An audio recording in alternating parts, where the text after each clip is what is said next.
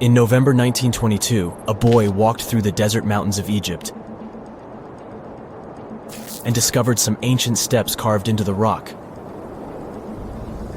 Subsequently, this find became one of the world's largest and most significant archaeological discoveries. This step was part of Tutankhamun's untouched tomb. Archaeologists found about 5,000 ancient objects, including jewelry, fabrics, painted vases, and funeral masks. You've probably seen one of them. It has become one of the most recognizable attributes of ancient Egypt. More than 100 years have passed since then, and now humanity has finally become close to another large-scale discovery, the tomb of Cleopatra. This queen was the last active ruler of the Ptolemaic Kingdom of Egypt, who sat on the throne from 51 to 30 BCE. There are many ancient records about Cleopatra, her reign, and her unusual personality, but until now, no one has discovered the secrets about her passing away in the burial place. So, one archaeologist, Dr. Kathleen Martinez, has been studying ancient records and temples around Alexandria for decades, and concluded that the tomb of the queen should be located under the ancient city of Taposiris Magna, founded in 280 BCE. It was a big city on the northern coast of Egypt, where tens of thousands of people were engaged in trade and industry, and it seems that Dr. Martinez's guesses turned out to be correct. She and a group of archaeologists have discovered a secret underground tunnel near Alexandria, with a length of about 0.8 miles. It was cut into the rock under Taposiris Magna's temple. During further excavations, they found many things that indicate Cleopatra's tomb lies in the tunnel's depths. It's also possible that she is buried there together with the Roman commander, Mark Antony. According to ancient records, Cleopatra and Mark Antony loved each other and together opposed the Roman Senate, which declared Antony a traitor. The fact that natural disasters have occurred on the territory of Taposiris Magna for thousands of years can complicate the excavations. Earthquakes and floods destroyed the city and possibly flooded its underground tunnels. But archaeologists hope the ancient tomb remains untouched, and that it hides many treasures and records about the royal life of ancient Egypt during the reign of the last dynasty. There's a chance that excavations will go underwater and in the mud. This will require much time and funding, but archaeologists are sure it's worth it. Anyway, it's too early to say that Cleopatra is really buried there, but scientists have found many things in the tunnel that confirm this, including clay pots, dozens of coins with the image of Cleopatra and Alexander the Great, as well as a bust with the image of the Egyptian queen. Cleopatra is still one of the most popular personalities in Egypt, on an equal footing with Ramesses III and Tutankhamun. She inspired many films, paintings, and books, but what made her so popular? She became famous for her inconsistency. She was a beautiful, intelligent ruler who pulled Egypt out of the crisis and made it a prosperous power. Medieval Arabic texts say she knew chemistry, mathematics, and philosophy, and may have written several scientific books. She knew several languages and had excellent diplomatic skills. At the same time, there are many legends that she was a femme fatale who drove many men crazy. However, there's no evidence that her beauty was incomparable. The image of a stunning model was created by Hollywood when it made several films where famous actresses performed the role of Cleopatra. And the Roman Emperor Octavian, the adopted son of Julius Caesar, specially created the image of Cleopatra as an insidious seductress because he was her enemy. Even though she was born in Egypt, Cleopatra wasn't an Egyptian. Her ancestors were Greeks, among whom was one of the generals of Alexander the Great. However, the people of Egypt loved her. She learned the language and was very sensitive to the traditions of this country. She knew the history, mentality, and customs of ancient Egypt well. She raised the level of its economy and strengthened its status as a world power. Much of this was made possible thanks to her cunning and impressiveness. She loved theatrical performances and lavish celebrations. She knew how to surprise people and put on a show. But behind the exterior image of a luxury lover was an intelligent and calculating ruler. Ancient Egypt was a rich, luxurious country, and Cleopatra did everything to increase its wealth and strengthen its position in the international arena. For example, she was once in conflict with her brother Ptolemy the 13th Odd. The queen knew that she wouldn't be able to resist him, so she decided to attract Julius Caesar to their side. The Roman emperor arrived in Alexandria, where Cleopatra wanted to meet him, but Ptolemy knew about her plans and was about to prevent her from coming to Caesar. Then, instead of a rich and noisy arrival, Cleopatra decided to make her visit inconspicuous. She wrapped herself in a carpet or linen bag the emperor's servants carried into Caesar's private chambers. Cleopatra emerged from the carpet and impressed the Roman emperor with her beauty and determination. As a result, they fell in love with each other and became close allies. After some time, she impressed another influential Roman for diplomatic purposes. She arrived to meet Mark Antony on a golden barge with purple sails and silver oars. Cleopatra was dressed in the image of Aphrodite and sat under a magnificent canopy. Her servants dressed like cupids and were blowing her fan and burning incense. But Cleopatra created such a show for a reason. She knew that Antony revered Greek mythology and considered himself the embodiment of Dionysus. As a result, he was so impressed with this woman that he ended up marrying her.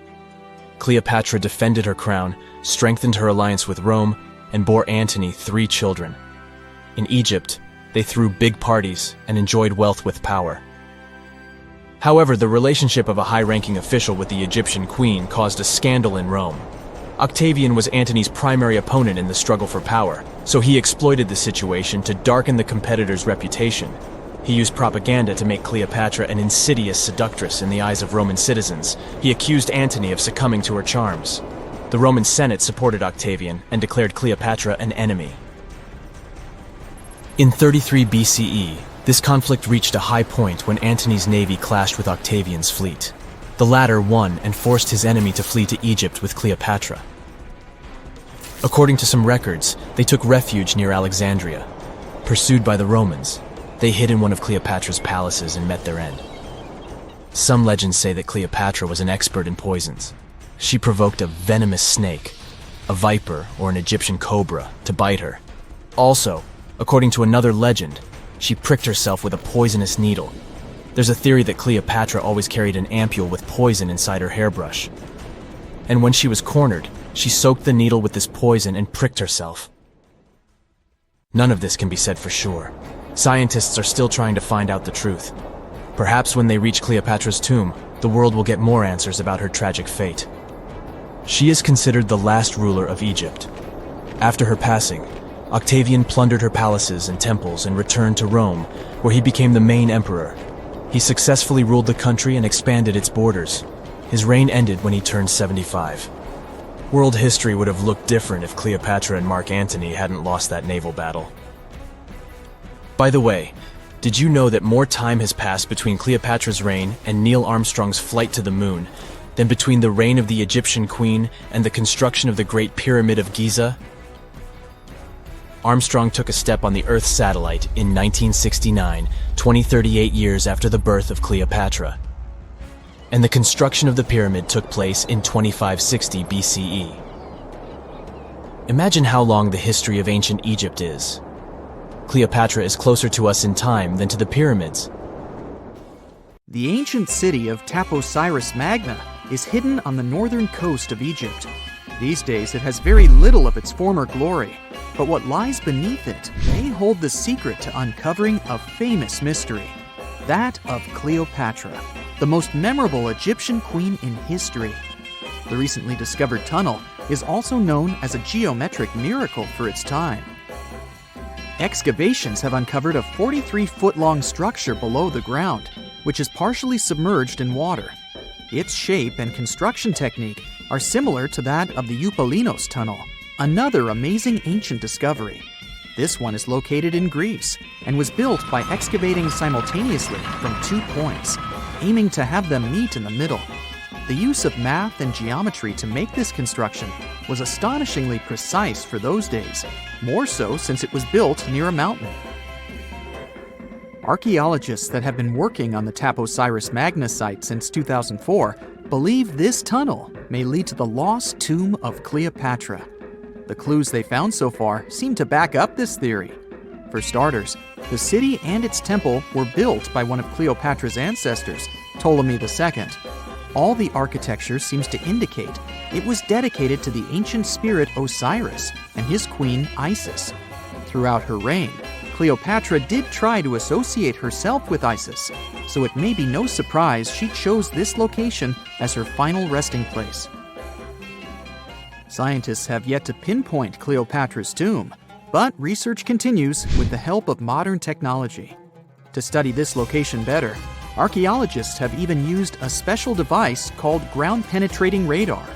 This tool allows us to analyze what lies beneath the ground without being intrusive. Since this tunnel is so old, research needs to be done very delicately. Seeing pictures of what's underground before you start digging is incredibly useful and has been done here since 2011. Finally discovering Cleopatra's tomb may help us piece together her story, especially what might have happened during the last portion of her life, which is still surrounded by mystery. We still don't know the exact cause of her passing. Some believe she may have let herself be bitten by a poisonous Egyptian cobra. Others have suggested that she was well accustomed to toxic substances, even hiding some in her hairbrush in case she ever needed it. But that's not to say she chose to use it on herself. We do have a lot of other interesting information on Cleopatra that's equally as impressive, like the fact that she had a stylist. Most of the images you've seen depicting this famous queen show her wearing black eyeliner.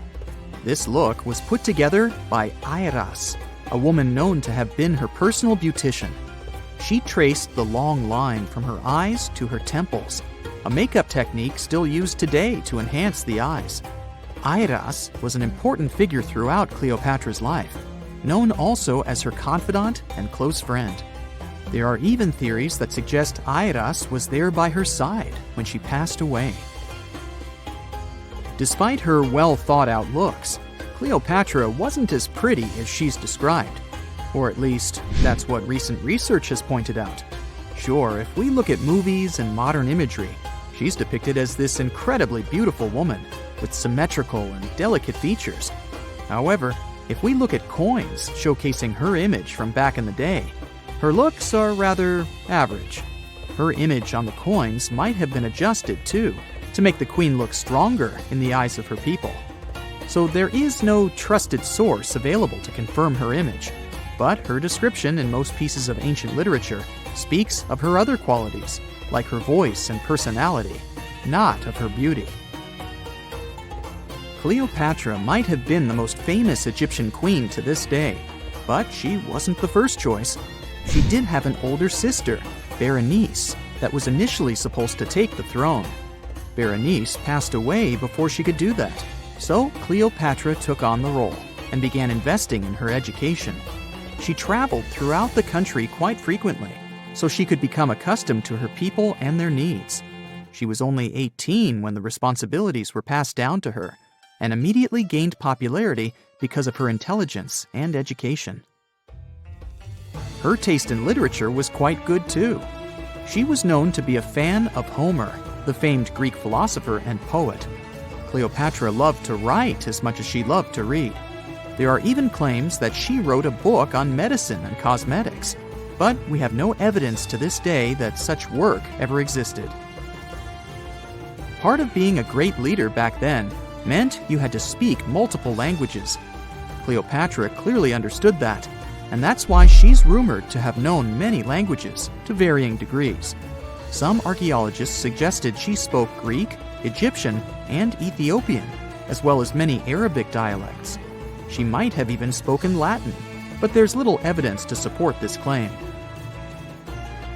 She might not have had angelic looks, but Cleopatra was really careful with the way she looked, even with her diet. She was known to have enjoyed simple meals, including a variety of fish. Since she lived close to the Mediterranean Sea, it's really no surprise. As a treat, she liked to eat stuffed pigeons, which she also served to her guests. Other dishes on the menu included vegetables and fava bean soup. Fruits and nuts weren't missing from her diet either, and she was also a big fan of honey. Recently, a team of experts has even tried to recreate her famous perfume. Think of it like the ancient equivalent of Chanel No. 5. Cleopatra was known to be a fan of luxurious scents, which she believed could even influence how people treated her when they met. The basis of this scent is myrrh, a resin gathered from a local tree. Other ingredients added to the mixture were also found back in the day, like cardamom, olive oil, and cinnamon. The results may not be quite as delicate as the perfumes we know and use today. Its consistency was way thicker, and the scent lasted way longer. When she was at the height of her power, Cleopatra might have been the richest person in the world. Back in the day, she ruled over a territory that stretched across the Mediterranean, from modern-day Libya in the west through Egypt to Syria in the east. This is the largest territory ever ruled over by a woman. In today's currency, her worth might have been somewhere around $95 billion. The calendars we use today may have been introduced by Cleopatra herself. She presented the idea of leap years and leap days to Caesar, the Roman emperor she was known to have been close with. Taking her advice, Caesar made these adjustments part of the official Roman calendar. The ancient Egyptians already knew the year was longer than precisely 365 days. They discovered this by studying the brightest star in the sky, called Sirius, and concluded that a year is actually 365 1/4 days long. It was Elizabeth Taylor that famously introduced Cleopatra to pop culture when she played her in the 1963 film bearing the same name.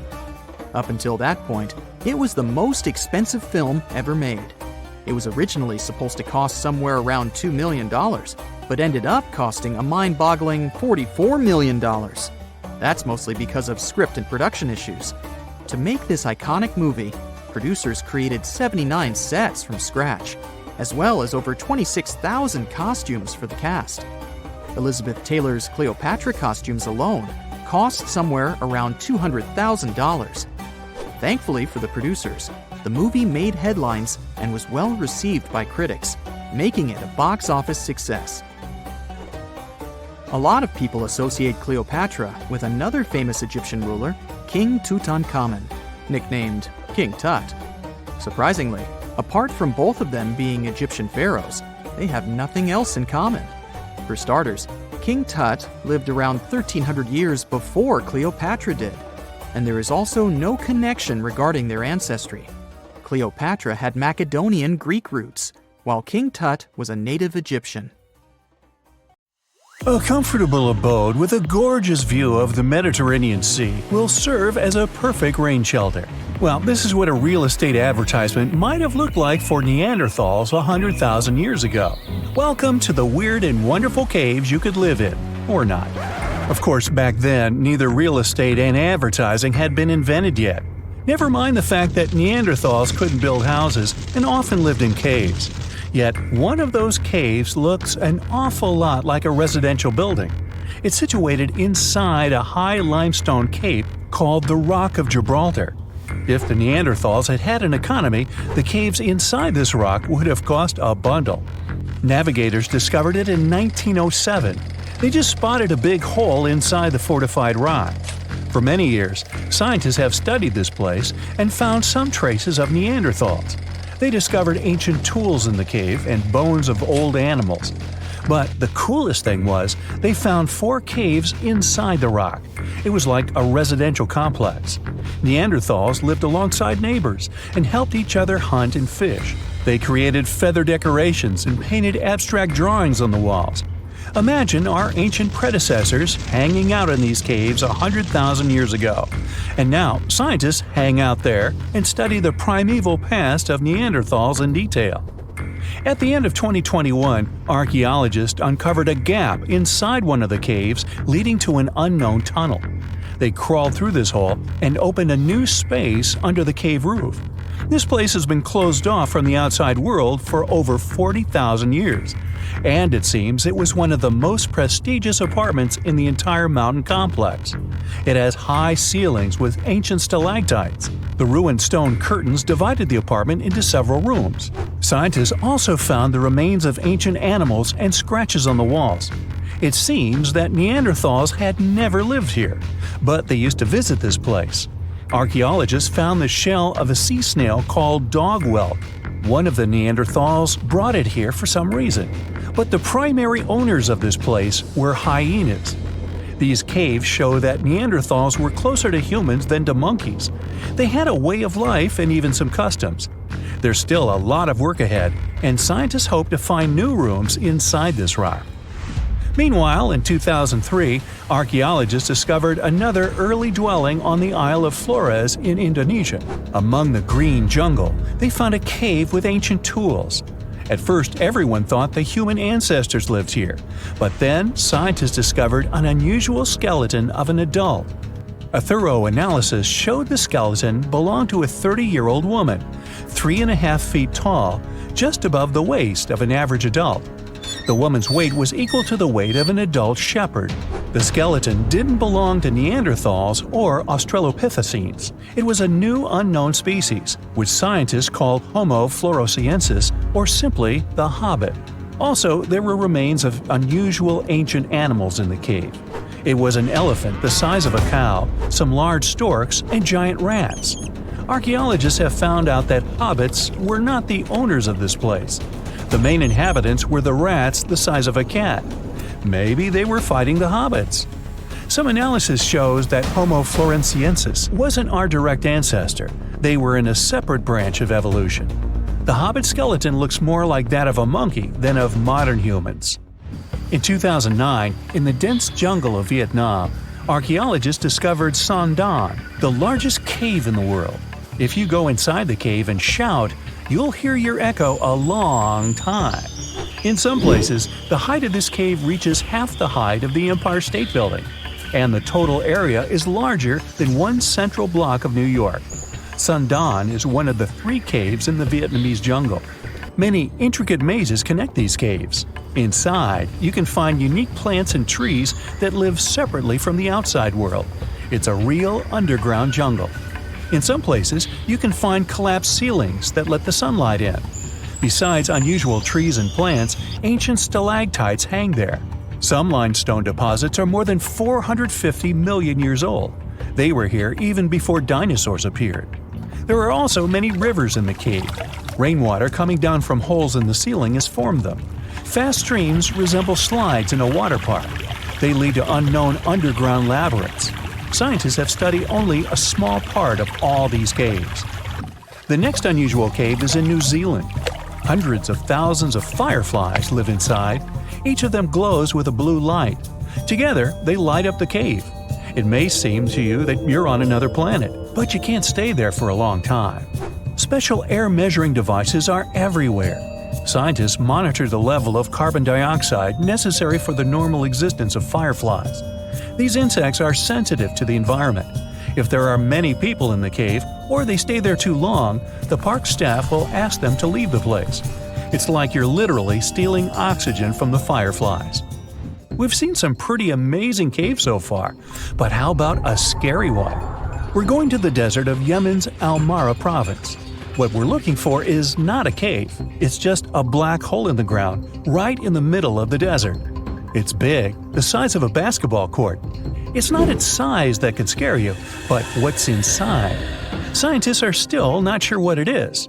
From the depths of this black abyss, a disgusting smell of rotten eggs constantly comes out, and sometimes you can hear some strange, frightening sounds.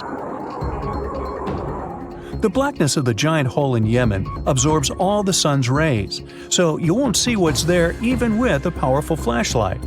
People flew over this place by helicopter. They filmed using drones and the most powerful lenses, but they didn't catch anything except darkness. It looks like a big ink spot in the middle of golden sand. The locals are afraid to approach this place. They believe the cave leads to another dimension where evil creatures live.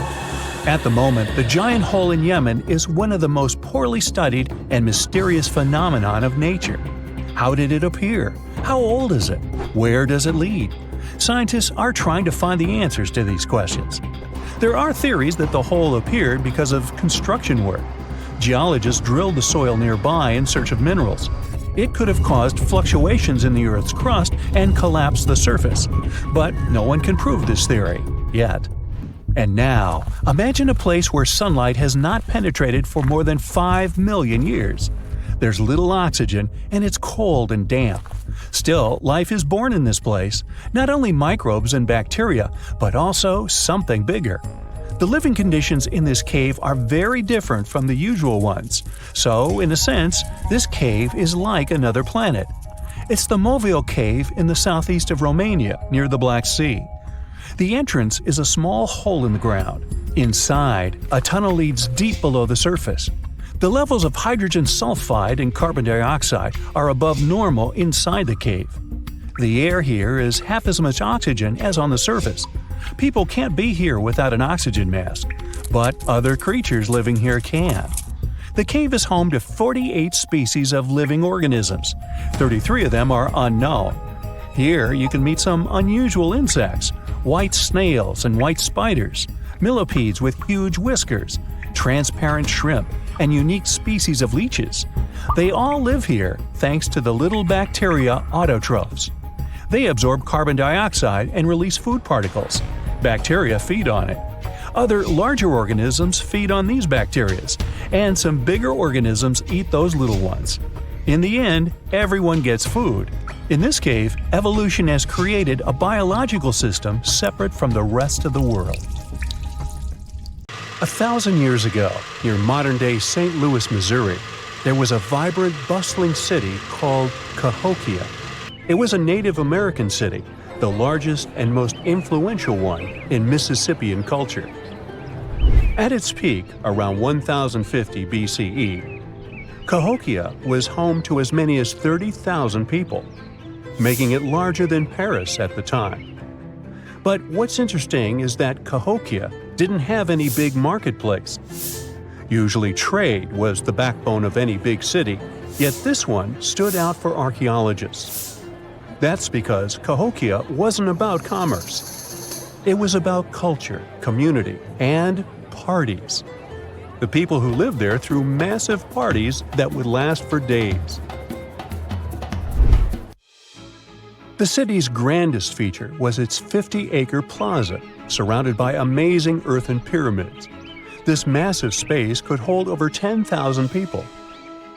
Imagine them all gathering there for festivities, dancing, drinking coffees and teas, feasting on deer, and betting on sports.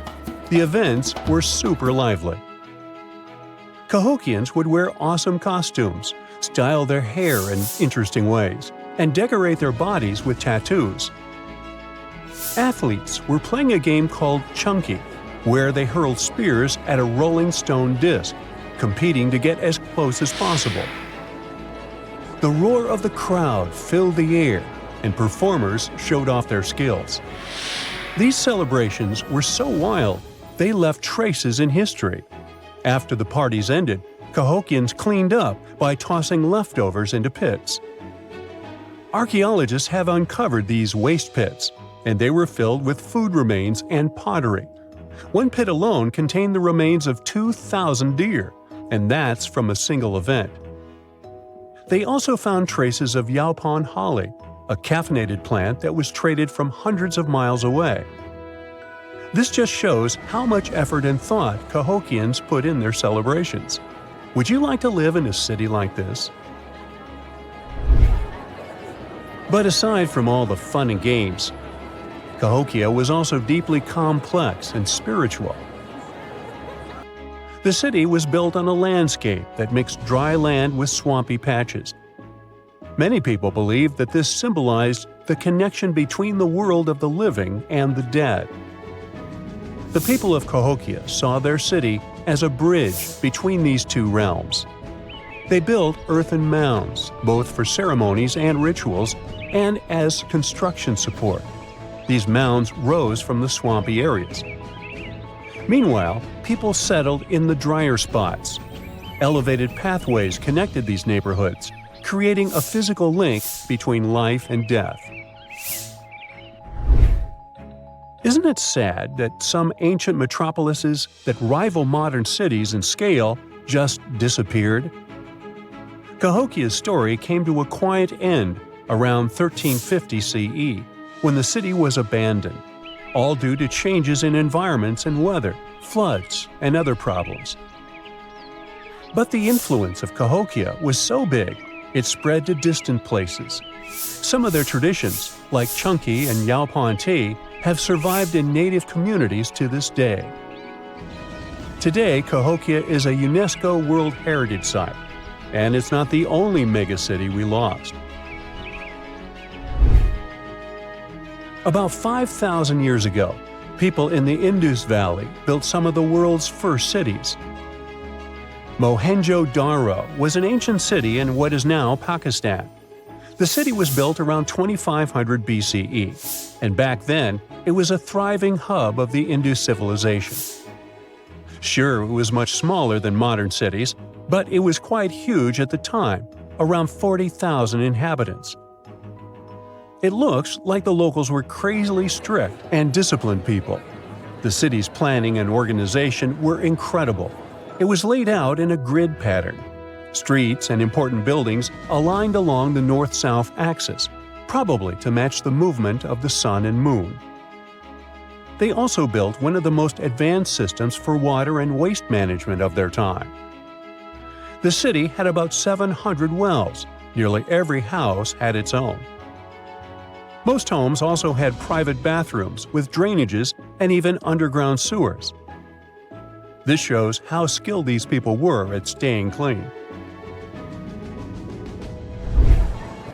And with all this discipline, it looks like there were no kings, queens, or even a central government. They could still have some authority, like local elites or elected officials, just not a classic strict monarchy or religion. Instead, people there cared about simplicity and order. They basically managed themselves, having standardized ways of doing things, from the way tools and potteries were made to how they traded. Which is why, unlike many other cities, Mohenjo-daro didn't have grand palaces, temples, or monuments. Instead, they had public areas known as citadels. People gathered at citadels for rituals, meetings, and storage of grain. And it seems like this way of life worked perfectly. Scientists found some seals and weights, which means the economy was well regulated. Archaeologists found some intricate artifacts like ivory, lapis lazuli, carnelian beads, and gold jewelry. Another famous find is the small bronze statue known as the Dancing Girl, which was discovered in 1926. Mohenjo-daro wasn't poor at all. And they also pulled off some awesome buildings. Staying clean was clearly way more important to them than displays of wealth or power. So they created the Great Bath, one of the most famous structures in the city. It's a large, watertight pool built with baked bricks, perched on a mound of earth, being almost a religious place, the closest thing they had to a temple. Meanwhile, the city itself was built on a series of mounds. They grew taller over the centuries as people added new houses and structures. Why did the city fail? No one really knows. There's something mysterious about the sculptures archaeologists found. Many of them seemed intentionally broken. This means the city's later inhabitants, maybe invaders or something, destroyed them for some reason. Some scientists think that the Indus River may have shifted course, disrupting agriculture and trade. But there's no evidence of a flood or any big event like this. It just seems like, over time, the entire Indus civilization just gradually faded away. By 1900 BCE, the culture had shifted and didn't leave much behind. Let me tell you now about the ancient city of Kos, which is located where the modern town of Kos now stands in Greece. Imagine arriving by sea, and the first thing that hits you is the sheer grandeur of its agora, this massive public square built with stones in different colors, laid out on terraces that rise above you. It was one of the biggest in the ancient world, and it made a great impression on anyone approaching the city. This place has a rich history dating back to around 2300 to 2200 BCE. A long time ago, local folk gathered up from different parts of the island to form a new city in the northeast. People have lived there since the Bronze Age, and over time, it became a super important center of culture and trade. And no wonder, since it's right near a natural harbor. The harbor was sheltered by 2 breakwaters, and people built some of the most important religious sites there, including the sanctuaries of Aphrodite and Hercules. Kos wasn't just beautiful, though. It had some brilliant design. The whole city was laid out in a neat grid, with streets crossing each other at perfect right angles, literally looking almost like a modern city. Thanks to this, moving around was super easy, and the blocks, or insulae, were big enough to fit several large houses. Kos remained largely unchanged until the 6th century CE. Over time, it started gradually shrinking in size, confined within the walls of what is now the Chora neighborhood. Meanwhile, Palmyra was an ancient city built around a beautiful oasis sometime around the 3rd millennium BCE. Originally known as Tadmor, this city flourished as a major stop on the Silk Road, linking the Near East with Asia. It was a thriving center of trade and culture. They had a marketplace, assembly buildings, grand gates. In other words, this place was bustling with life. The city has been through many hands throughout its history, from the Byzantine to Arab caliphates, which is probably why it had some awesome architecture. An interesting blend of Greco-Roman, Persian, and Arabic vibes. The Temple of Bel, the Great Colonnade, and a Roman-style theater. But, like all the others, it decayed over time. Palmyra's importance faded, and by the early 1400s, it had been largely destroyed. But at least its ruins remained. Right now, they're a UNESCO World Heritage Site. Egyptian archaeologists made an extraordinary discovery near Cairo just recently. Drumroll, please. The most ancient and most complete mummy yet discovered in the country. Yes, they were keeping it under wraps. The 4,300-year-old mummy was found in a group of tombs close to the step pyramid of Djoser, dating back to the Egyptian Old Kingdom. It was covered in layers of gold. The team also found several other tombs, including one belonging to an ancient Egyptian official and another belonging to a secret keeper who had the power to perform special ceremonies. Another interesting tomb was that of a writer, which featured the largest statues ever found in the area. This vast burial site is also home to more than a dozen pyramids and resting grounds. Probably one of the most famous mummies in the world is that of Hatshepsut. She ruled Egypt like a boss for around 20 years, building all sorts of impressive buildings and creating new trade routes.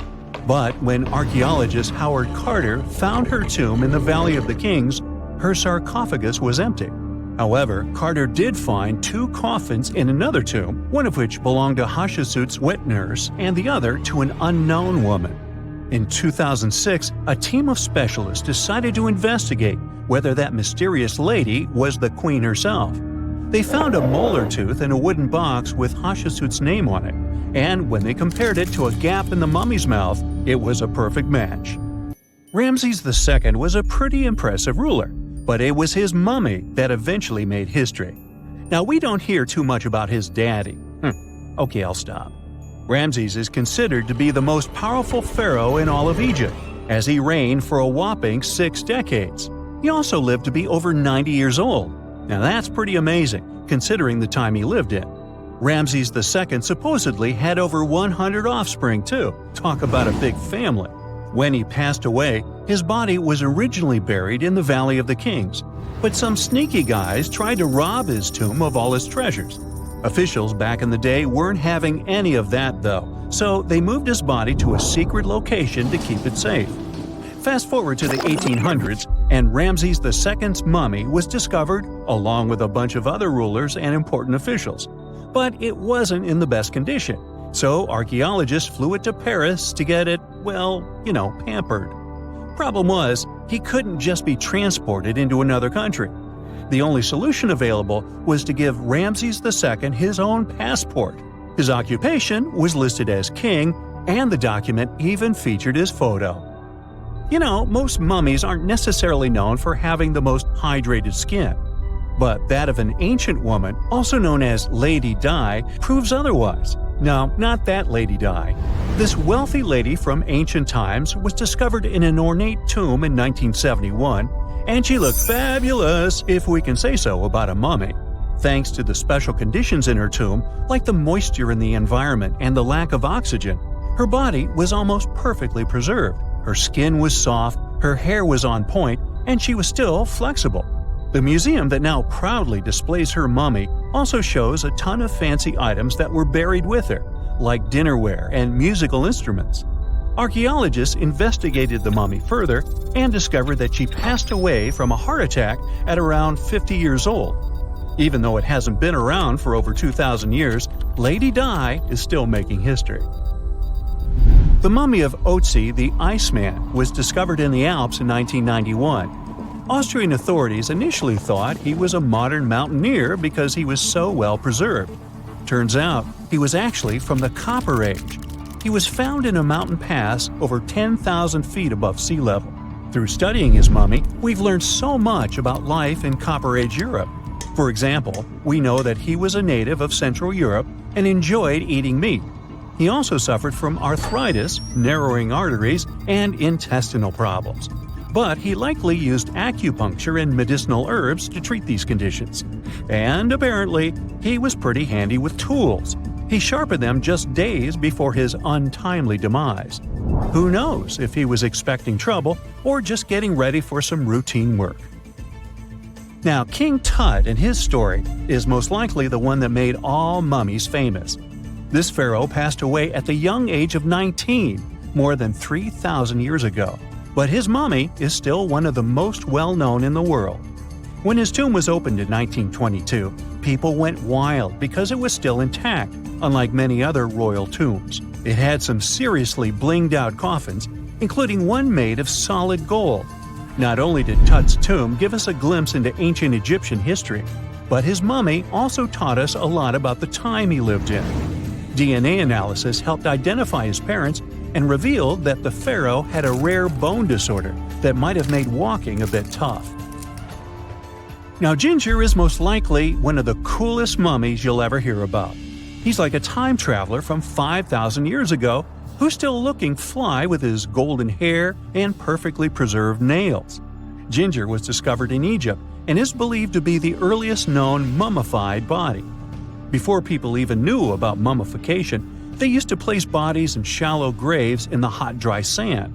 And since the sand absorbed all the water, bacteria couldn't reproduce and the body was preserved naturally.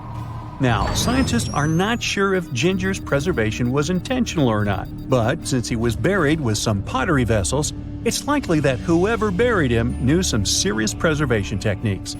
If you want to meet Ginger in person, he's currently chilling at the British Museum. One Dutch art collector bought a statue from Asia and ended up finding a weird discovery. The statue contained a mummy hidden inside.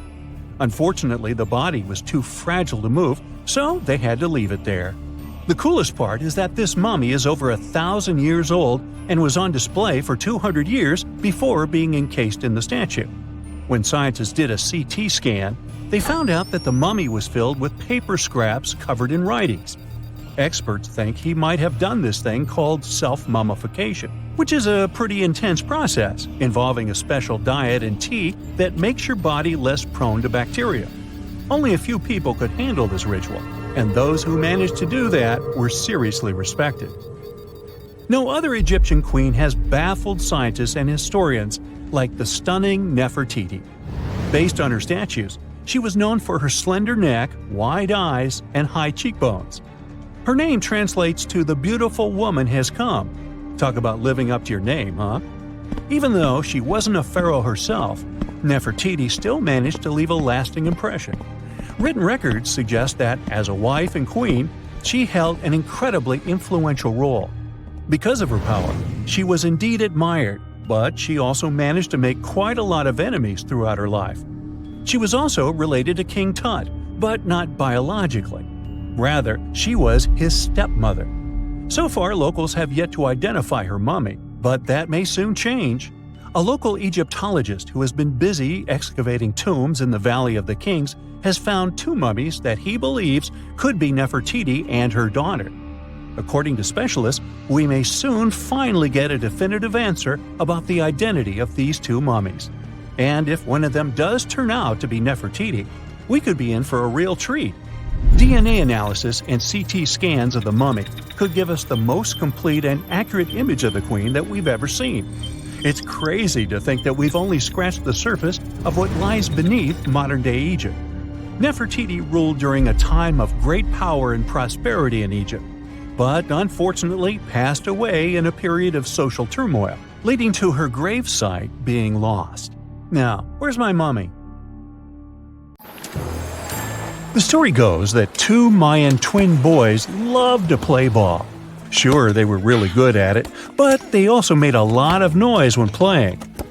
The lords of the underworld soon became bothered by the sound and summoned the 2 boys to the underworld, a place the Mayans called Xibalba. As soon as the boys reached their gloomy destination, the lords of the underworld began putting them through a series of tests. Soon enough, the inexperienced twin boys failed the tests and lost their lives. But this was not in vain. This sad event resulted in the appearance of a beautiful fruit tree. Soon enough, a young woman saw a beautiful fruit on this tree and reached up to pick it. Legend has it that soon after that, she gave birth to another set of twin boys named Hunahpu and Xibalbay. Just like their ancestors, these twins were great ball players, but they were equally as loud, and the lords of the underworld became annoyed again. They decided to ask this pair of twins to come to play a game in the underworld, hoping to get rid of them too. When the twins arrived, the lords sent them through a number of frightening places. The first one was the House of Gloom, which was very dark. They then passed through the House of Knives, where they had to avoid getting injured. The twins then built a fire in the House of Cold, so that they didn't freeze, and ran through the House of Jaguars, where they tricked the animals into not eating them. Finally, they entered the House of Bats, where they seemed to have lost their luck. One of the bats managed to run off with Hunahpu's head. The lords then challenged the twins to play ball with them, but the boys were clearly at a disadvantage. Xibalbay placed a turtle on Hunahpu's shoulders to make up for his lost head, and they began playing. As the lords became distracted by an animal near the court, Xibalbay stole his brother's head and placed it back in its place. Much to the annoyance of the lords, the twins were now able to tie the game. Hunahpu and Xibalbay continued to perform a series of tricks for the lords of the underworld. One of them involved Xibalbay injuring Hunahpu and then bringing him back to life. The lords were so impressed by the twins' performance that they asked them to do the same trick on them. Of course, the twins agreed, but after performing their trick on some of the lords, they refused to revive them. Seeing what had happened, the lords of the underworld admitted defeat and begged for their lives, promising not to intervene in the lives of people ever again. Hunahpu and Xibalbay were happy to have avenged their ancestors and gained the respect of the lords. Legend has it that the lords of heaven were so impressed by the twins that they took them to live in the sky by turning them into the moon and the sun. The Maya civilization was one of the most dominant indigenous societies in history, and their folklore and traditions are still discovered and studied today. They used to live in a territory called Mesoamerica. It was made up of modern-day Mexico and parts of Central America like Guatemala, Belize, Honduras, Yucatan Peninsula, and El Salvador. They lived from 1800 to 900 BCE and up to 900 to 1500 CE. Apart from their impressive legends, the Maya were very skilled inventors. They're known for their calendars, writing systems, farming methods, and sports. Their writing, for example, was found preserved on buildings and stone monuments, as well as in rare books and pottery. It's a system made out of more than 800 hieroglyphics in various combinations. Each of those signs was said to represent a syllable. Their writing system was deciphered by accident by Tatiana Proskorakov, an American woman who initially studied to be an architect. Since she didn't find a job in her field, she eventually became a Mayanist in her own right, despite not being academically trained. She was the first to notice that the Mayan upended frog glyph meant birth, and that their toothache glyph meant the date when the king ascended to the throne. It made it easier for scientists to pinpoint birthdays, as well as the names of the rulers of a specific Mayan dynasty. They also invented the concept of zero, which is seen as one of the greatest innovations in mathematics, physics, and human history altogether.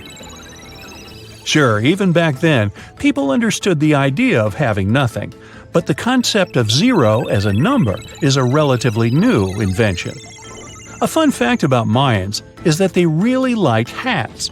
The bigger your hat was, the more important you looked.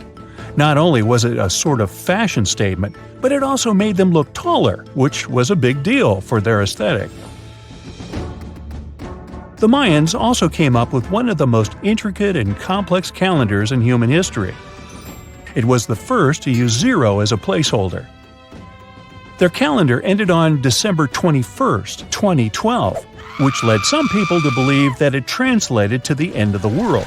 Obviously, that was not the case.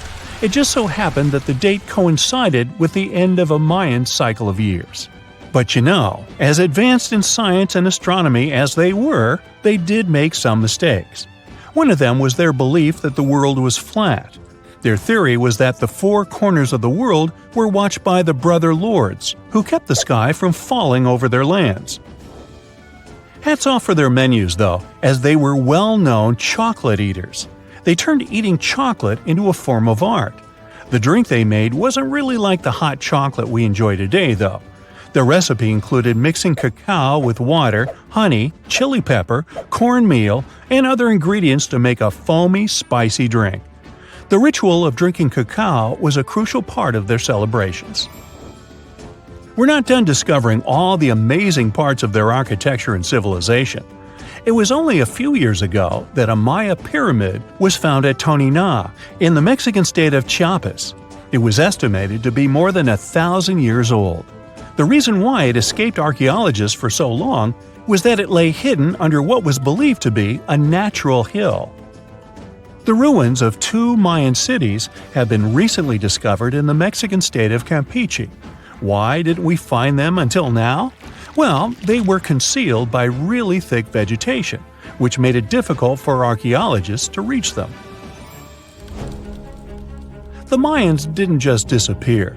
Their descendants are still around today, many of them choosing to live in their ancestral homelands.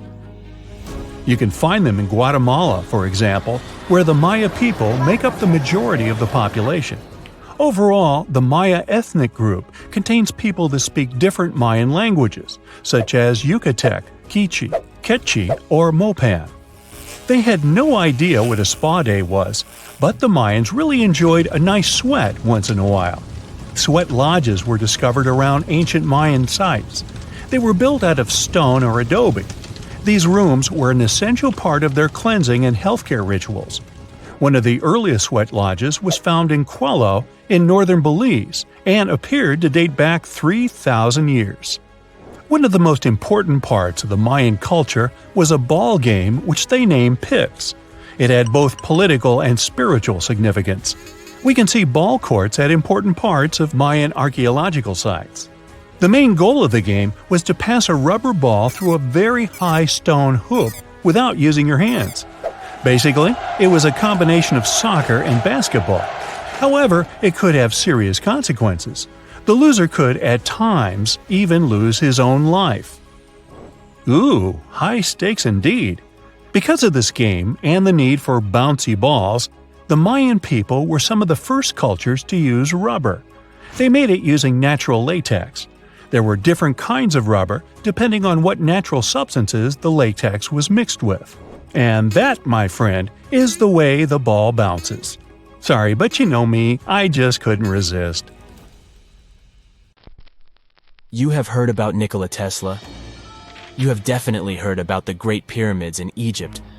But what if I told you that Tesla may have probably uncovered the ancient mysteries surrounding the pyramids? Wait, what? Is this a crossover episode? Nope. It's highly probable that the secrets of the pyramids are hidden in plain sight. But first, let's recap what we know about the pyramids. What's so mysterious about them? I mean, they are just old quirky buildings, aren't they? One of the biggest questions is how they were built. Some people think that the pyramids were created by people using only their hands and muscles. But others think that there might have been some kind of crazy energy source that we don't know about yet. Like, what if aliens helped out or something? Just kidding. But this idea of some unknown energy source being used to build the pyramids has been around for ages. Even in old texts, like the pyramid texts, it talks about how the gods gave us something to build a great power. So maybe there was something really powerful and mysterious going on back then? Who knows? Back in the early 1900s, he got obsessed with the Great Pyramids of Egypt. He read numerous books about these ancient structures and was blown away by how much energy they seemed to have. At that time, not many people knew much about electricity, and Tesla started to wonder if there was some kind of advanced tech hidden in the pyramids. He had an idea that the power of the pyramids had to do with electromagnetism, and he put a lot of time and effort into trying to figure out the mystery. Tesla had some pretty unusual theories about the Great Pyramids. He thought that they could actually store and move electricity, which could then be used to power up the areas around them. He also had this theory that the pyramids were built using some kind of crystal energy. He believed that the chambers inside the pyramids could have these super powerful crystals that could control the electromagnetic fields. But that's not all. Tesla also had this idea that the materials used to make the pyramids had properties that allowed them to trap energy from the sun and the moon. And not just a little bit of energy. He thought that the pyramid could actually create this massive energy field that could light up whole cities or even brighten up dark places. He thought that the pyramids could be used as giant power plants to generate electricity and run machines. Tesla even believed that the pyramids were somehow linked to cosmic energy, which could be used for spiritual enlightenment and healing. How very new age of him. Anyway, Tesla wasn't just pulling these ideas out of thin air. He was seriously into studying everything he could about the pyramids, from ancient artifacts and texts to hieroglyphs and drawings. And he came up with this idea that the pyramids were designed to be energy amplifiers, and some kind of unknown energy source was used during their construction. Some people thought Tesla was eccentric for coming up with these theories, but his ideas have actually had a huge impact on the way we think about the pyramids today. Researchers and scholars have been digging into his theories for years and using them to uncover some of the biggest mysteries surrounding these ancient structures. For example, recently scientists have used theoretical physics to investigate how the Great Pyramid of Egypt would react to certain radio waves. They found out that if the radio waves were a certain length, the pyramid could concentrate the energy inside its rooms and focus it under its base. The scientists did lots of calculations to figure this out. They first thought about what radio wavelengths would work best. Then they made a model of how the pyramid would react to the waves. They figured out how much of the energy from the waves would get absorbed or spread out. Lastly, they checked how the energy would move around inside the pyramid when the waves hit it. To help explain all of this, the scientists used something called multipole analysis. This is when you take a complicated object and break it down into simpler parts. Then you can see how each part interacts with the energy that's coming in. It's like taking apart a puzzle to see how each piece fits together. The researchers are interested in how all of this can be used in the future. They want to make really tiny particles that can do the same thing as the pyramid, but with light. By changing the size, shape, and the material of these particles, they can control how the light moves around them. This can be really useful for things like making tiny sensors or super efficient solar cells. The scientists had to make some guesses when they were doing their research. They assumed that there weren't any hidden spaces inside the pyramid and that the material used to build it was all the same. But even with these guesses, they still made some pretty impressive discoveries. But the pyramid study is not the only proof that Tesla was ahead of his time. There are more Tesla's projects that seemed unrealistic at the time, but that scientists and enthusiasts reevaluate and try to implement today. Let's talk about Tesla's most ambitious project, the Wardenclyffe Transmission Tower. Back in 1900, Tesla was already a big shot when it came to electrical engineering in America. People were blown away by his amazing inventions and the fact that he managed to outdo Thomas Edison in the battle of currents. However, Tesla wasn't content to rest on his laurels. He decided to embark on his most ambitious project yet, the transmission tower at Wardenclyffe. It was built between 1901 and 1905, and it was based on one of Tesla's breakthrough ideas. He had a vision to make the impossible possible by creating a global wireless communication system. It would use Earth itself as a conductor, transmitting music, news, stock market reports, secured military communications, and even facsimile images. Does it sound familiar? Right, it sounds just like the internet that we use today, only without the use of any wires. But Tesla had a much bigger dream in mind, to transmit power wirelessly. He already proved that high-frequency signals could be sent without any wires using his Tesla coil transformers, and this sparked his obsession with wireless energy transmission. His vision was to not only transform the way we communicate, but also to find a way to transfer power currents globally by tapping into the Earth's natural energy. Tesla believed that there was an abundance of free energy all around us that could be used for humanity's benefit. In 1899, he conducted some top-secret experiments and got convinced that it was possible to transmit electrical power through the Earth's upper atmosphere.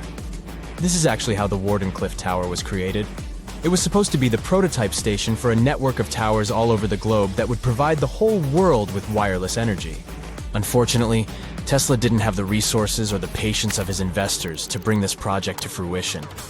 It ran into all sorts of financial problems and roadblocks, and in 1917, the unfinished tower was finally torn down for scrap metal to pay off Tesla's mounting debts.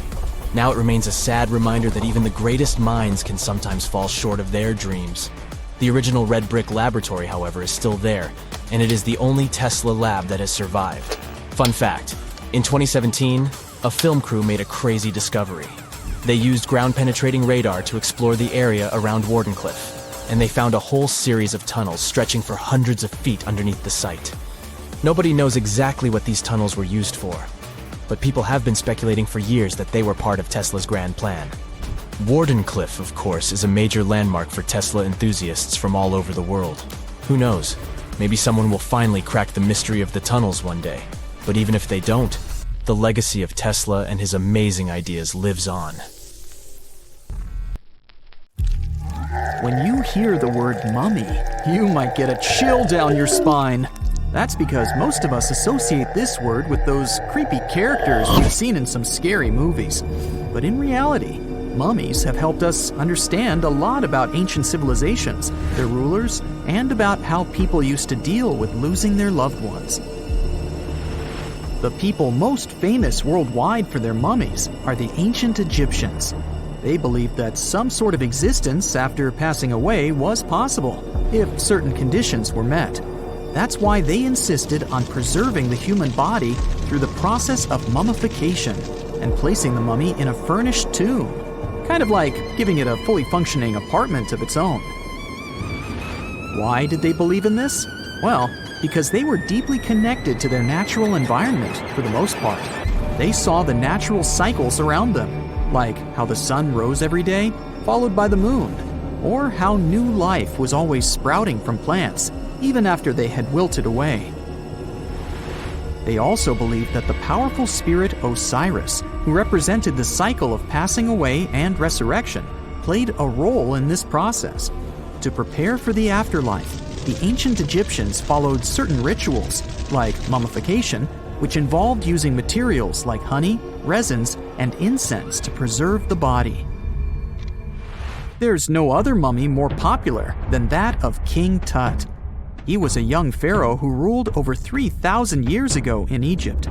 The problem with discovering ancient royal tombs is that most of such burial sites were previously robbed. People knew ancient rulers had been left with many valuable belongings, so those locations became vulnerable to thieves. When King Tut's tomb was opened in 1922, people were excited because it had not been robbed, like many other previously discovered royal tombs. That's how well hidden it was. Inside, his mummy was encapsulated in a total of 3 coffins, including one made of gold. The objects found in his tomb showed us what ancient Egypt was like, and studying his mummy also helped us learn about the culture and practices popular at the time when he passed away. We also learned about his family by looking at his DNA. Scientists were able to discover that he had had a disease called malaria and a problem with his foot that might have made it hard for him to walk. Ramses II was another pharaoh in Egypt who ruled for 68 years, which was quite a lot back in the day. He was known for his expansion campaigns and building projects. Many objects from his time as a ruler still exist today, including a large statue of him. Ramses II was about 6 feet tall and lived to be about 90 years old. After looking at his mummy, scientists concluded that he may have had a medical condition that affected his spine. Now, remember those thieves I mentioned before? They are probably the reason why Ramses II ended up in a plain coffin in a secret collection of royal mummies at Deir al-Bahari, which was rediscovered in 1881. Thankfully, archaeologists were able to identify him because his journeys had been recorded on his wrappings. The process was really tedious too. In fact, in ancient Egypt, the mummification process could take a staggering 70 days to complete. A special person would say a very specific speech while delicately handling the body and drying it out using a type of salt called natron. They also used linen and resin to make the body look more lifelike and to wrap it in cloth. The tomb was equally as important for ancient Egyptians. The walls of King Tut's tomb, for example, were adorned with intricate artwork that depicted his journey to the afterlife, from his burial procession to his passage through the underworld. The ancient Egyptians believed that everyone made this journey after passing away, and they filled their tombs with items and paintings to help the person in their spiritual travels. Additionally, the walls of the tomb were decorated with spells from a special book, which contained a collection of poems that the Egyptians believed would help people reach the afterlife. And speaking of how important this journey was, people also placed food in these ancient tombs. In King Tut's tomb, archaeologists discovered 36 jars of vintage beverages and 8 baskets of fruit, which were believed to be left there to help him in his journey to the afterlife. The Egyptians believed that traveling to the afterlife took a really long time, so they left a lot of supplies, such as food and water, to sustain their loved ones. Pharaohs also generally had numerous luxurious garments and beautiful jewelry in their tombs to ensure that they would have a fashionable journey. These items included various types of linen clothing, such as tunics, scarves, gloves, and headdresses, as well as a lot of gold jewelry with precious stones, like bracelets, buckles, pendants, necklaces, rings, and even precious depictions of insects for protection. Some were also deposited with fans made from ivory and ostrich feathers to keep them cool in the afterlife. Some ancient rulers were even placed in their forever apartments along with boats. For example, Pharaoh Khufu built the Great Pyramid at Giza as his tomb, and a large ship was found inside. King Tut, however, was buried with multiple boat paddles, but no actual boat. Instead, he had 3 chariots and numerous walking sticks made of precious materials, perhaps indicating he'd rather travel to the beyond by land, not by water. Amongst the most interesting objects found near ancient mummies are bottles of oils and perfumes. If rulers were supposed to be fashionable, why not smell nice too, right? Also, some of them had some ancient kinds of board games, most of them made out of precious materials like gold or ivory. One of those games was called Senet. It was very popular amongst the ancient Egyptians and very similar to modern-day chess. The ancient Egyptians may have the most famous mummies out there, but they weren't the first to invent the procedure. In fact, it all started in South America with an ancient civilization named the Chinchorro. As far as we know today, these people were the first to mummify their loved ones that had passed away. They did it somewhere around 2,000 years before the Egyptians started their own rituals. Sure, we can tell a lot about ancient rulers by studying these mummies, but until recently, we had no idea what they really looked like during their lifetime. Not so long ago, though, some very special mummy paintings were found by archaeologists studying ancient Egyptian objects. These mummy portraits are highly detailed paintings of individuals that were made while they were still alive. Such paintings were often painted on wood, as opposed to the classical portraits we all know about, which are painted on canvas. They are known for their realism and beauty, and have even been used by researchers to diagnose diseases by comparing them to the corresponding mummies. Some of these portraits also include depictions of jewelry, which was later found on the mummies. The recent discovery of these mummy portraits in Central Egypt is significant, as it marks the first time in over a century that such paintings have been found. Mummies appeared all around the world naturally, too. Mummification can occur without people intervening because of natural conditions, like extremely cold or hot environments, places with a lack of oxygen, or accidental exposure to chemicals that preserve the body. These conditions don't allow bacteria to grow, resulting in the body remaining more or less intact. Famous Otzi was one of these mummies.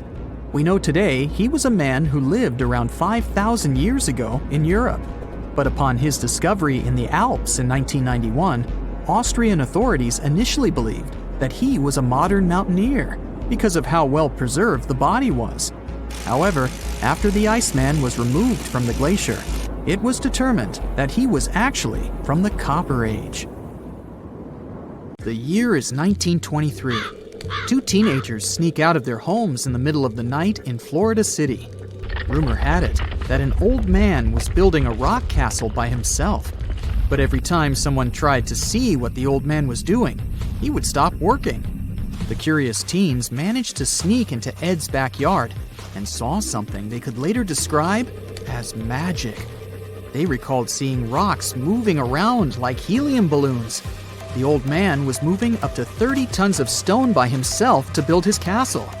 Even if he didn't allow anyone to see him working, he would proudly talk about it around the town. But whenever people asked how he was building a stone castle all on his own, he simply answered, "I cracked the secret of the pyramids." This story begins in Latvia, Edward Leedskalnin's home country. Edward was born in a small village on January 12, 1887. He was born in a family of stonemasons, which is probably where he learned ancient techniques of building.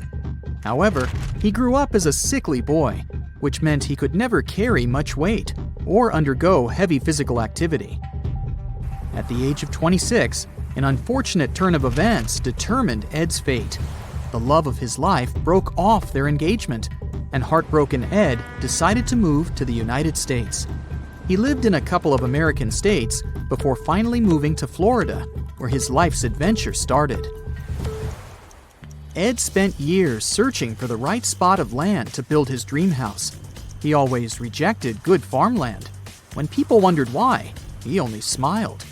Finally, when he bought land of his own, it was deemed terrible by his close friends. The soil was bedrock. He could neither plow nor farm it, but it seemed perfect for what he was seeking to build. Ed's close friends would often describe him as eccentric. When asked why he wanted to build a house, he would only say, "It's for my sweet 16. Someday she's coming back." Then, he'd change the topic of the conversation. It took Ed about 30 years to finish Coral Castle, and he did it all by himself. He would only work under the cloak of night and never let anyone see what he was doing. The completed Coral Castle embodies a number of unsolved mysteries. If you were to visit the site back then, you'd have to go through a 9-ton, 8-foot-tall revolving gate door that even a kid could push with just one finger. Ed was so proud of this door that he originally named the site Rock Gate Park. It was renamed Coral Castle only much later, after Ed's passing. Once inside, visitors would access the incredible wonders of Ed's constructions: towers, mystic symbols, furniture, and swing sets, all made entirely of monolithic blocks of stone. The stones are set on top of each other, using only their weight to keep them together. And believe it or not, the entire park gathers around 1,100 tons of stone. Today, if you visit Ed's living quarters, you'll even see the simple instruments he used to construct all of this: chisels, hammers, ropes, and pulleys. The type of work he did is difficult even with modern-day equipment, let alone without it. Coral Castle's main mystery lies in how Ed managed to do it. The only photograph of Ed Leedskalnin at work shows a simple leverage structure of a chain hoist attached to a wooden tripod. The tripod was made of old telephone poles with a small wooden box on top. What was in the box is, of course, a mystery. Unfortunately, he took his secrets with him, not sharing the truth of his work with anyone else. Yet, not all is lost, as there are many theories and speculation surrounding what could have happened there. One theory says that there is a harmonic grid inside the Earth's surface, something that would create anti-gravity spots around the globe. It's believed that Coral Castle was built in such a spot. This could explain why it took Ed so long to find land that pleased him. Maybe what he was looking for was a place that allowed him to experiment with anti-gravity forces. Yet, whenever Ed talked about his work, he would say he understood the laws of weight and leverage, and, sure thing, that he had cracked the secret of the pyramid builders. And what secret is that, you might ask? According to Ed himself, it has to do with magnetism. He even published a pamphlet called Magnetic Current. There, he explains that every object has magnetic particles inside of them. A person just needs to understand where they are located inside such objects. This way, objects can be lifted and moved around without much effort, just like moving something heavy underwater. Researchers say that if we assume Ed Leedskalnin and the pyramid builders used the same technique, then it would only have taken 4,700 workers to build the Great Pyramid of Giza, instead of the 20,000 to 100,000 that is currently estimated. But this story just keeps on getting more and more mysterious. In the late 1920s, Ed was finishing the construction of Coral Castle in Florida City. Rumors about his work had spread around town. People said Ed was hiding a stash of money somewhere in his living quarters. One night, a group of men waited until Ed was alone and broke into the castle to rob him. They couldn't find the money and, luckily, didn't harm Ed. But in the following days, he decided that it was best he moved out of that land. Of course, he took more than his toothbrush along with him. Ed decided to move the entire Coral Castle to another land, 10 kilometers away from where he had built the park. Legend says he hired a truck driver and asked him to swear secrecy about what Ed intended to do. He asked the driver to look away while Ed loaded the truck by himself, moving all of the rocks without any help. With the truck loaded, Ed and his castle moved to Homestead, Florida, where the park is located until this day. In 1986, a group of engineers from Florida University was called to try to fix the park's gate entrance, the 9-ton revolving door that Ed was so proud of. They arrived with plenty of modern-day equipment, including a 20-ton crane. When the engineers took the door down, they noticed that Ed had used a strange circular stone at the bottom of the revolving door. The engineers couldn't understand how this frisbee-sized rock could withstand 9 tons of weight without breaking into pieces. They sent the rock to the geology department at the University of Florida, but the geologists simply returned the rock, saying they couldn't find a match of this rock in their databases. They couldn't determine its origin. The engineers put the 9-ton gate back into place, trying to use other techniques. At first, it didn't work without the base rock Ed had originally used. So, they had to cut the gate rock to make it work as a revolving door once again, proving that modern-day technology couldn't replicate what Ed had done single-handedly. Fast forward to 2011, and another man claimed to have cracked the code of the pyramid builders and Ed Leedskalnin himself. Wally Wallington, a retired construction worker from Lapeer County, Michigan, has managed to build using similar techniques to those used by Ed. Wallington is known for having built his personal Stonehenge in Michigan. He is said to have used simple machines, such as levers and counterweights, moving around multi-thousand-pound concrete blocks. Unlike Ed, Wallington has shared his techniques with the public. Multiple videos are showing the clever engineering he built from very simple materials. It sure is impressive. The man has moved his entire barn into another property just with the help of simple tools. However, there is no way to prove that these were the same techniques used to build Coral Castle. To this day, the secrets of Coral Castle haven't been unraveled. But hey, we can always keep trying to solve it.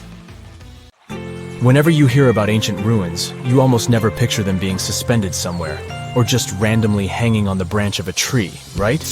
In fact, for most of the ancient artifacts we have exposed in museums all over the world, archaeologists did quite an impressive amount of digging. You see, buildings have this funny way of fading away over time if not properly taken care of. Sometimes we need to reuse some building materials, so an older construction may be sacrificed in the process. Other times, houses are abandoned, and once they are exposed to the elements on the surface, like rain or sunlight, they don't really stand a chance. Some just simply crumble away due to good old erosion. So the only way a piece of architecture can survive the test of time is if it's somehow gotten buried deep down. Now, how did they end up buried in the first place? Well, it's quite the comedy of errors. Ancient cities had a habit of gradually raising their ground level like a kid adding toppings to their ice cream sundae. You see, these settlements were always busy collecting food and building materials to keep up with their ever-growing population. But hey, who has time to deal with waste and rubbish? It wasn't exactly high on their to-do list back in the day. So when it came to building new houses, ancient civilizations found it much easier to save their sweat and tears by piling up the rubble and constructing right on top. But that's not all. Rivers would also occasionally flood and deposit a layer of sediment on the city floors, further encapsulating those ancient constructions. And in those dry regions like the desert, where the wind likes to show off its sand and dust dance moves, you can bet it was a constant struggle to keep the establishments clean. One hilarious example is the Sphinx, which had its head buried in sand until a group of archaeologists unearthed it in 1817. Some ancient towns eventually got covered up because they were completely abandoned. With less human activity to control their expansion, plant seeds couldn't resist the opportunity and sprouted all over the place. They gobbled up carbon dioxide from the air and grew, adding more and more bulk to the ground. Those cheeky roots even decided to stabilize the soil made from decaying plant matter, creating layers upon layers of earthy goodness. It's like the ultimate DIY project Mother Nature embarked on, with plants as her loyal helpers. The act of digging into the secrets of ancient civilizations is not just about unearthing a lost world. It's also an epic quest to reveal the hidden treasures beneath layers of history. But how do archaeologists know where to dig in the first place? If everything is covered in layers upon layers of sediments, debris, and plant roots, they must have some sort of system they rely on before embarking on a new project, right? For starters, they're not always the ones suggesting an archaeological dig in a certain location. Let me explain. Let's say you're a contractor and you want to build a new fancy apartment complex in your city. Some local legislations have certain requirements before your project can start, though. For instance, before anyone starts building on a piece of land, they might need to bring in specialists to check the soil. These clever folks can be archaeologists, geologists, or paleontologists, and they need to keep an eye on things during development. If any artifacts or ecofacts, fancy word for organic remnants, are discovered, these experts swoop in to excavate and study them. But what about sites that have nothing to do with bulldozers and yellow hats? Archaeologists have more than one trick up their sleeves when it comes to locating ancient hotspots. They dive deep into historic records with a healthy dose of detective work. By sniffing out old documents and maps, they can piece together the puzzle of human activity in a specific area. If a site has been visited before, it's even better. Finding records of past excavations or historical accounts can give archaeologists lots of information on where to continue their treasure hunt. Before archaeologists start swinging their shovels, they engage in a bit of a visual scan mission. Armed with a grid system, they'll stroll around the site, keeping their eyes peeled for any artifacts that might be hiding just beneath the Earth's upper layer. From groundstone tools to historic glass and even ancient garbage dumps, yes, they're all so valuable. These keen-eyed explorers can spot signs of human activity faster than most people. If they stumble upon midden soil, fancy term for a garbage dump, they know for sure that humans once called this place home. Archaeologists don't just rely on their trusty shovels, though. They have an arsenal of gadgets to aid in their search for hidden wonders. Geophysical tools are like their secret weapons. Take the resistivity meter, for example.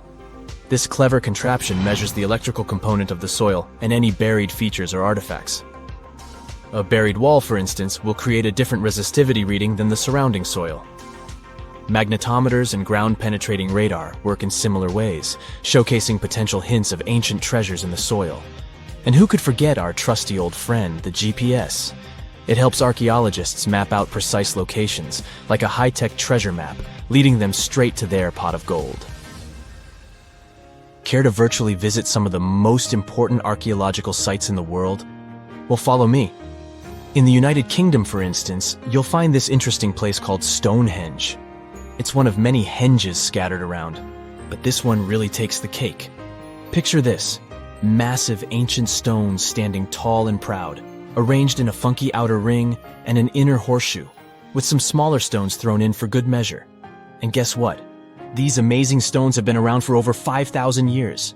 Talk about a serious case of rock-solid longevity. Now, here's where it gets interesting. According to local folklore, the legendary wizard Merlin whipped out his magic wand and poof! He teleported these massive stones all the way from Ireland. Apparently, some giants had assembled them there, but Merlin decided they would look much better at their new location. Others think it's just the ruined remains of an old Roman spiritual edifice. These amazing structures were built by our Bronze Age ancestors. With their simple tools and limited tech, they managed to create this monumental masterpiece. Impressive, right? Unfortunately, there's still so much we don't know about this area. Stonehenge's initial purpose remains a mystery to this day. Sure, there are lots of theories, but scientists have yet to agree on the subject. However, we do know that it's perfectly aligned to catch the sunrise during the summer and winter solstices. The ancient city of Pompeii is an equally amazing archaeological site.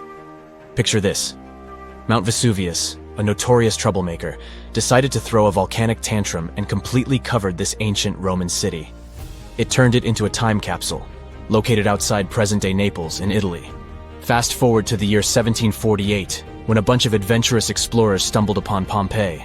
Lo and behold, they discovered a treasure trove of well-preserved goodies: streets, houses, food.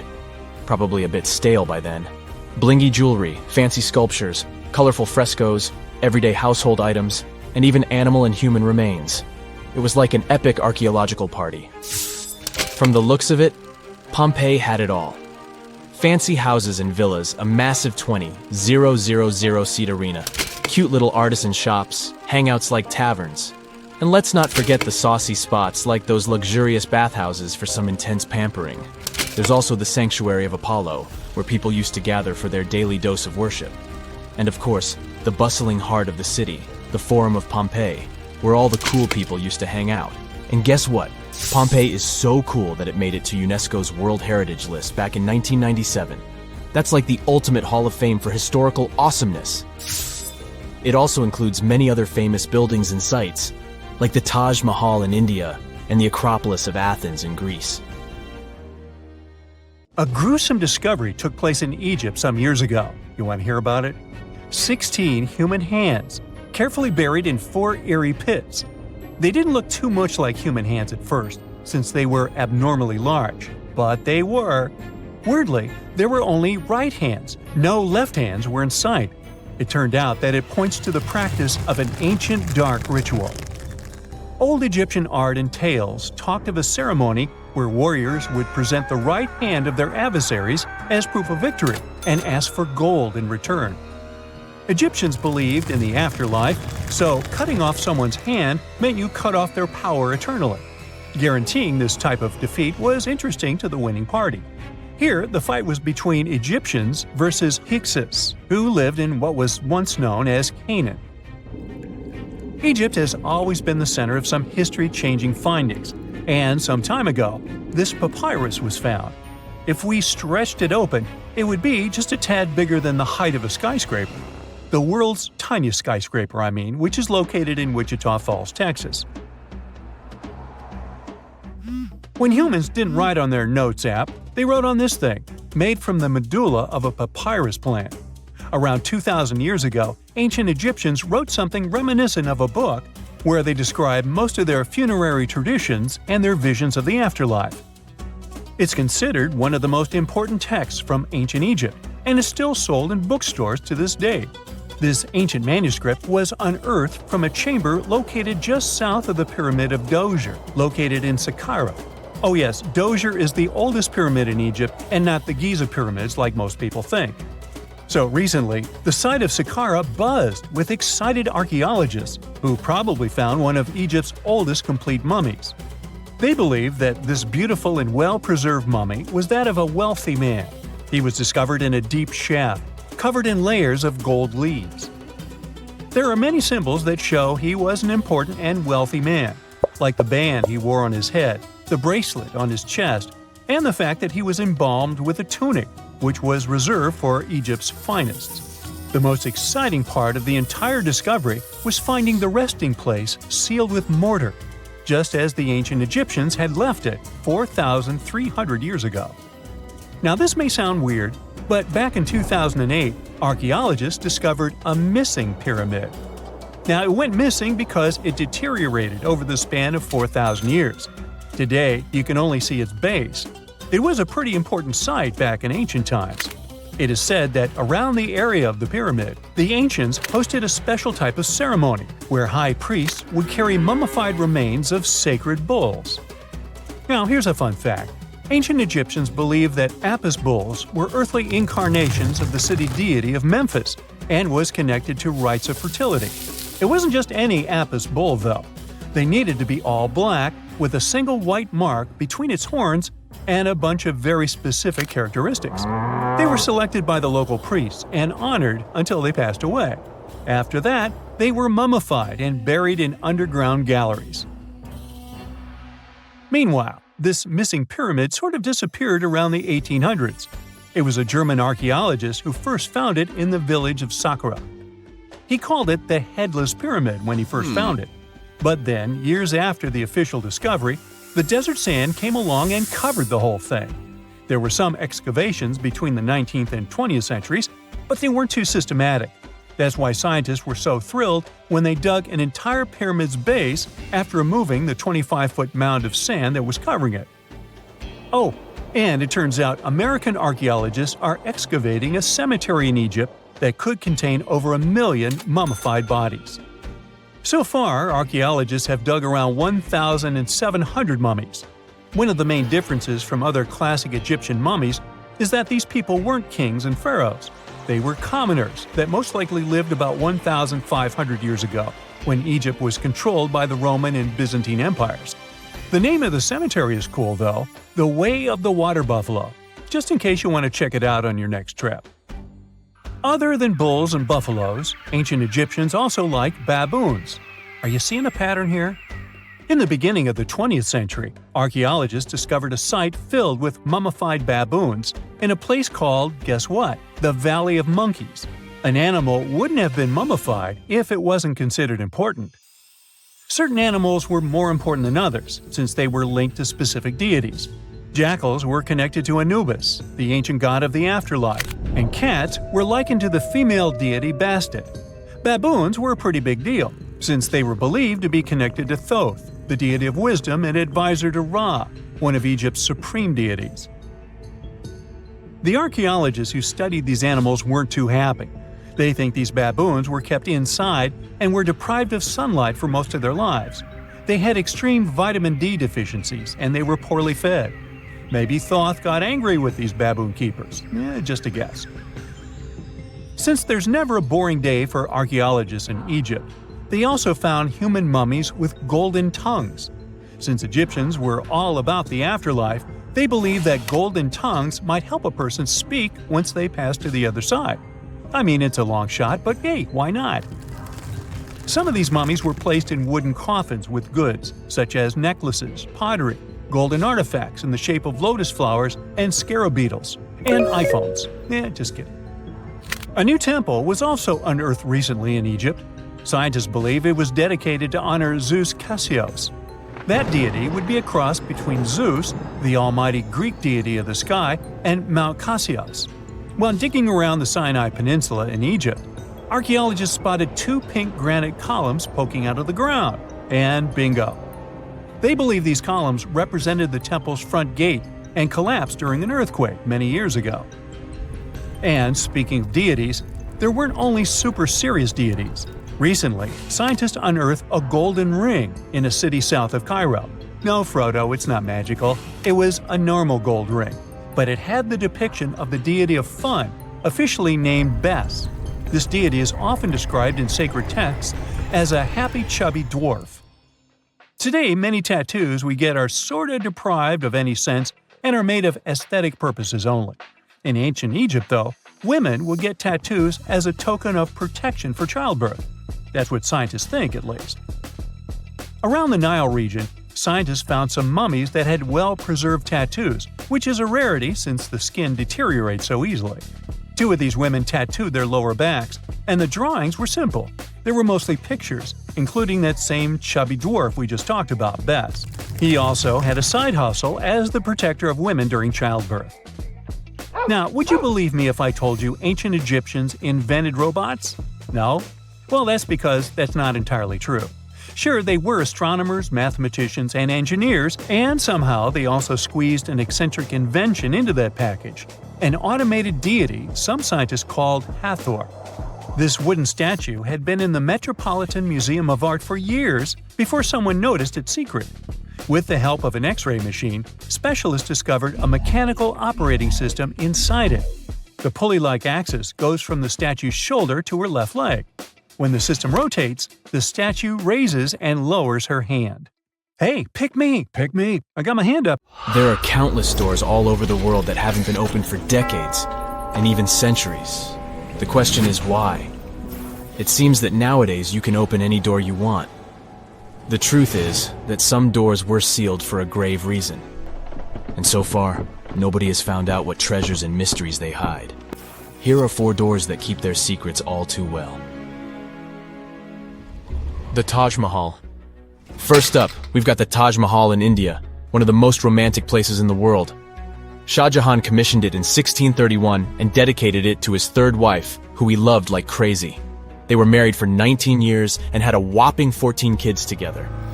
But unfortunately, she passed away while giving birth to their last baby. Shah Jahan was heartbroken and decided to build an epic tomb to remember her by. The construction took a whopping 20 years to finish. The building has quite an interesting layout. The design is super unusual with these 4 massive 130-foot tall minarets that stand on the corners of a huge platform. They're not just there for looks. Back in the 17th century, architects were having some serious issues with buildings collapsing under their own weight. So, the chief architect of the Taj Mahal made sure to place those minarets as far away from the tomb as possible. And he even tilted them in a way so that if they did fall, they wouldn't wreck the rest of the Taj Mahal. Talk about planning ahead. The Taj Mahal is hiding some crazy secrets. There are sealed rooms all over the place that nobody is allowed to enter. And if you check out photos of the building from the riverside, you can spot 2 basements. But guess what? They're sealed up too. Nobody knows what's inside or why they've been locked up since the time of Shah Jahan. Apparently, there's a good reason why those rooms are off limits. Some researchers think that they were built using marble, which turns into a different substance called calcium carbonate if it's exposed to carbon dioxide. And when that happens, little bits of marble start chipping off like crazy. To make matters worse, there's no air flowing into these rooms. That means that if too much CO2 builds up in the basement, the 4 minarets could collapse. But wait, there's more. Some people think that the body of Shah Jahan's wife can be found in one of these sealed-up rooms in pristine condition. Why not? Who knows what the mysterious rooms might keep? The Great Sphinx of Giza. The Great Sphinx of Giza is shrouded in mystery. It's not just the largest monolith statue in the world, but it's also a hybrid creature with a woman's head and a lion's body that originates from Egyptian and Greek mythology. It's also very ancient. It's estimated to be around 4,500 years old. The construction of this marvel took about 3 years and required 100 workers who were not slaves and were treated with delicacies like sheep and goat meat. It is also thought that it used to be much more massive than it is now. Archaeologists found huge stone blocks and abandoned toolkits near the site. However, the real secrets of the Sphinx lie underground, near its paws. A group of scientists used a seismograph to detect 2 hidden chambers beneath the Sphinx's paws.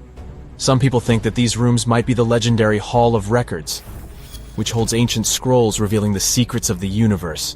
I mean, that's way cooler than any library I've ever been to. Rumor has it that the Egyptians even had info on Atlantis stashed down there, which is like a super old version of a conspiracy theory. Unfortunately, we can't go on an adventure to check it out just yet.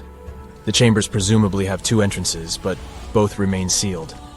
The researchers haven't yet received the green light to check out their theory. Let's hope they won't keep us in suspense forever. Sri Padmanabhaswamy Temple. This temple is located in the beautiful state of Kerala in India. This temple is famous for more than just its breathtaking beauty. Underneath the temple there are 6 vaults, creatively named A, B, C, D, E, and F. The enormous iron doors to these chambers add to the mystery of what's behind them. A few years back, the authorities decided to open these vaults to the world, but it wasn't an easy task. You can't just open the doors and enter the vaults. It required a lot of work. It took them a while, but finally, in 2011, they opened 5 of the 6 chambers. And guess what they found? Tons of treasure.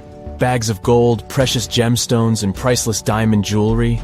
The estimated worth of everything found in the vaults is a whopping $1 trillion. It's like the temple was the real-life inspiration for Aladdin's Cave of Wonders. But wait, I said 5 of the 6. What happened to the last one? Vault B has remained closed, but not for lack of trying. They simply didn't manage to open it. There is even a belief that it's fatally cursed. Legend says that only a saint or sage can break the curse by chanting a specific mantra. But no one has been able to do this yet, presumably because we don't have saints or sages at our disposal. There is also rumor that in the 30s some temple invaders tried to enter Vault B to do some good old looting. But they never reached their target. Apparently terrible snakes materialized out of nowhere and chased the gang away. But of course, this is just an urban legend, and there is not proof of that. However, it is said that the Auditor General dealing with the temple claimed that Vault B had been opened at least 7 times since 1990, and nothing bad happened to anyone who entered. Who knows? Maybe we should send Indiana Jones to check it out. The First Emperor's Tomb. Deep under a hill, completely undisturbed and surrounded by dangerous traps, lies an ancient 2,000-year-old tomb. It belongs to Qin Shi Huang, the first emperor of China. He was born in the Qin state and became king when he was just a boy. But when he grew up and gained full power, he united the warring states ancient China was divided into by conquering them. After that, he created the Qin dynasty. When he died in 210 BCE, they buried him deep underground in a massive tomb. And when I say massive, I mean massive!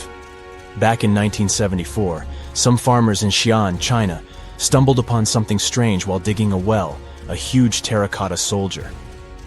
This discovery led to an extensive archaeological dig that has continued for over 40 years, revealing a collection of thousands of clay soldiers.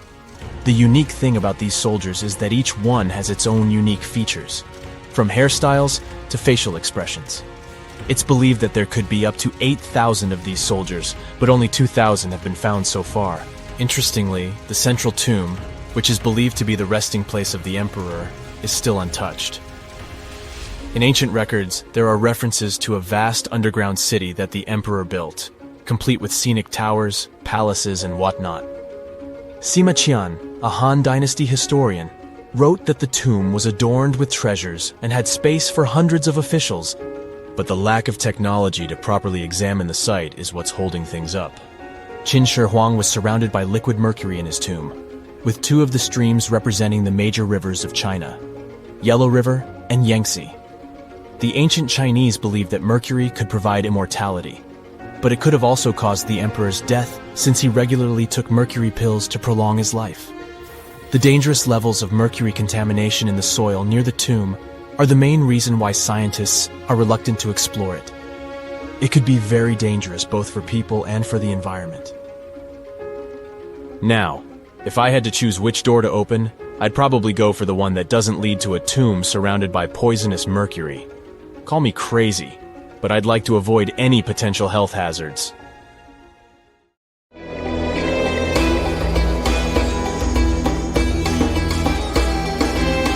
The Great Pyramid was created as the final resting place of ancient Egyptian monarch Khufu.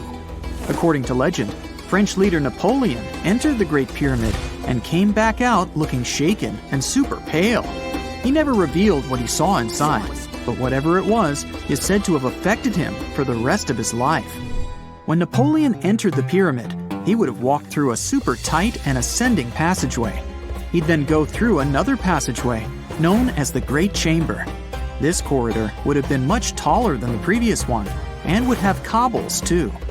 He'd then reach the King's Chamber, the centerpiece of the Great Pyramid, which was lined with huge blocks of granite. But it wouldn't have looked as grand as we might imagine. There are no hieroglyphics decorating its walls, as Egyptians only began decorating the burial chambers of pyramids much later on. The pharaoh's tombs deep inside the pyramid would have also been filled with treasures, from chunks of gold to the world's most expensive jewelry. But this would have all been looted a long time ago. The only thing that probably would have been left in there would have been a huge sarcophagus, which would have once contained the king's mummy. He'd also have to walk past the queen's chamber. This room most likely didn't hold any queens though, as pyramids were usually only built for one person. There are mysterious tunnels leading from here. To this day, no one is really sure what they're there for. And that's not the only mysterious and creepy thing Napoleon may have encountered, as stories of pharaohs leaving ancient curses on pyramids go way back. Many pyramids had warnings written on the outside, telling of horrifying things that would happen to those who entered and disturbed the peace. We might not know what exactly Napoleon found in the Great Pyramid that scared him so much, but we know for sure what was found in Tutankhamun's tomb. Tutankhamun was an ancient Egyptian pharaoh who was only 8 or 9 years old when he took to the throne. He became a cultural phenomenon when his tomb was discovered almost completely intact in 1922. His pyramid sits in the Valley of Kings in Thebes, modern Luxor, which is in Egypt. Unlike the Great Pyramid, Tutankhamun's tomb was covered in beautiful wall decorations. The walls told the story of how he would travel to the afterlife through the underworld. Egyptians believed all people would have to take this journey, so they would fill their tombs with objects and paintings to help them get there. There'd also be spells painted on the walls. They believed this would help people pass over to the next realm. The journey would be pretty long, and for that reason, the ancient Egyptians would also fill the pyramids with food. Tutankhamun's pyramid was filled with 8 fruit baskets. They even found something called gingerbread fruit in there. The rooms were jam-packed with furniture, statues, clothes, and staffs, amongst a whole bunch of other things. You'd likely find a lot of clothes and expensive jewelry in the pyramids as well. The ancient Egyptians wanted their ancestors to travel in style to the afterlife. They put Tutankhamun in his final resting place with over 50 pieces of clothing, all of the highest quality. There were tunics, scarves, gloves, and headdresses, and a ton of jewelry. Bracelets, pendants, necklaces, rings, and scarabs for protection were all found inside. Each of them was made of gold or precious stones.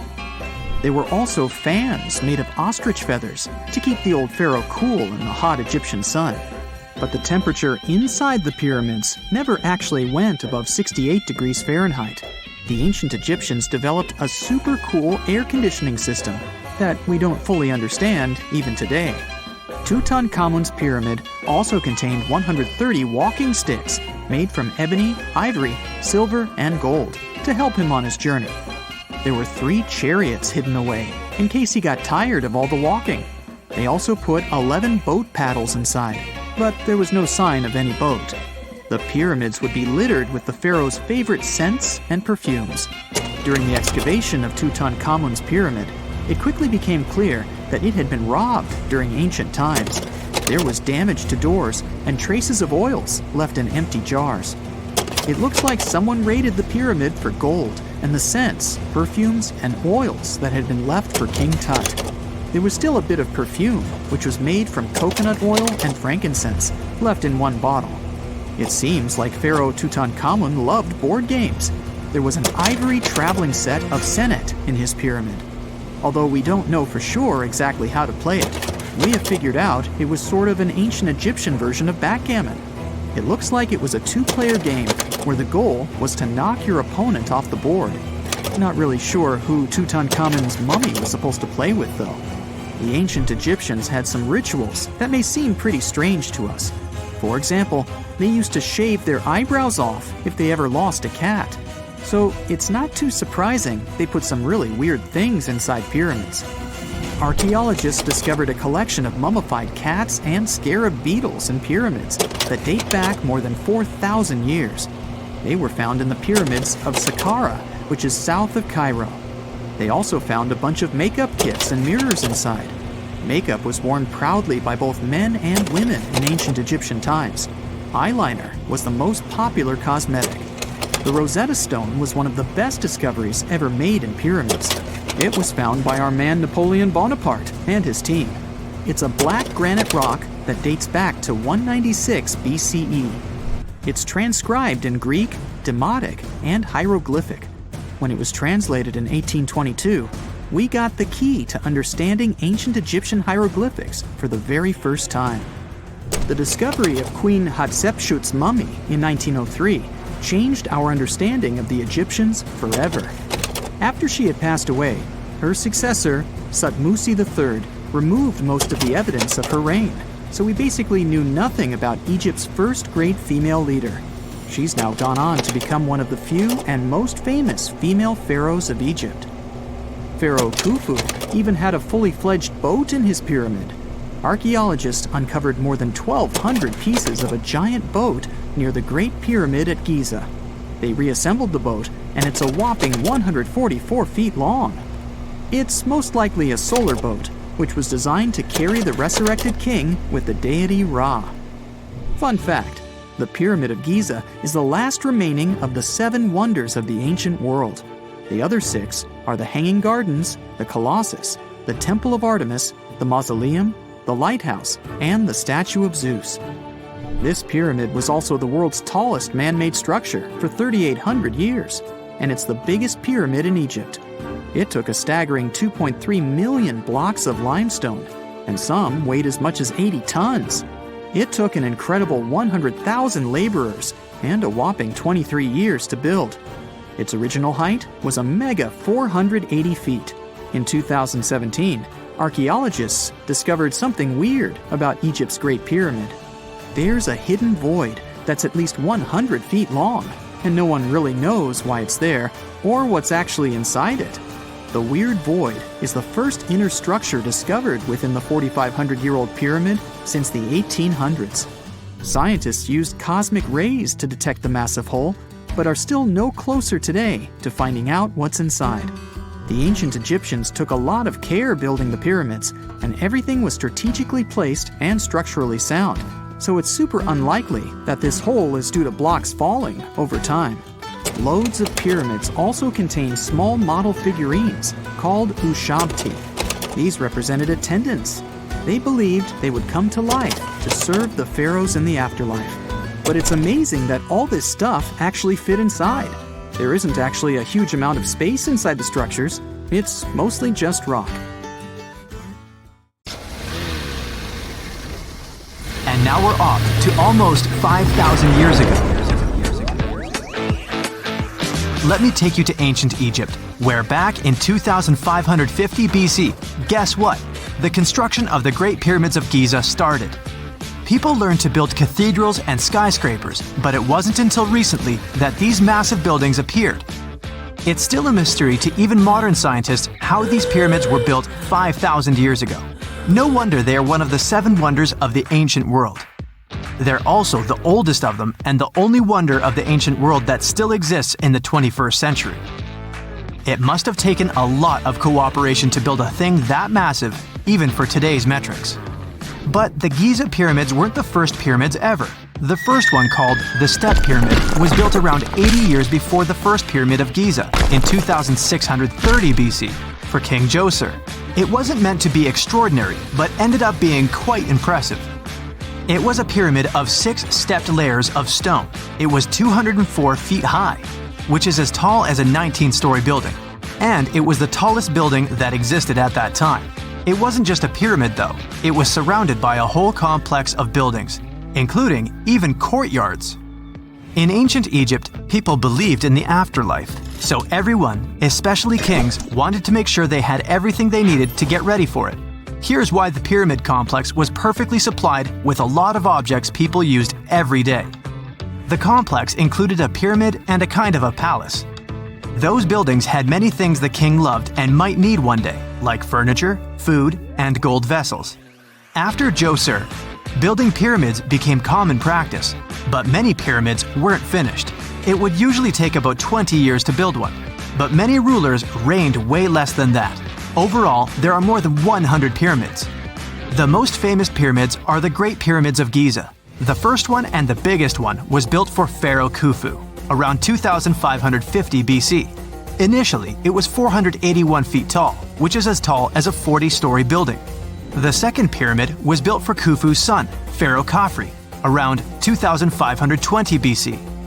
It's just a bit shorter, usually standing at 471 feet high, a 39-story building. This is the pyramid with the famous statue of the Sphinx. Sphinxes have a lion's body and a human head. They were built to guard important areas. This one has the head of Pharaoh Khafre and is guarding his pyramid, facing the sunrise. The Sphinx is most well known and is one of the world's biggest and oldest statues.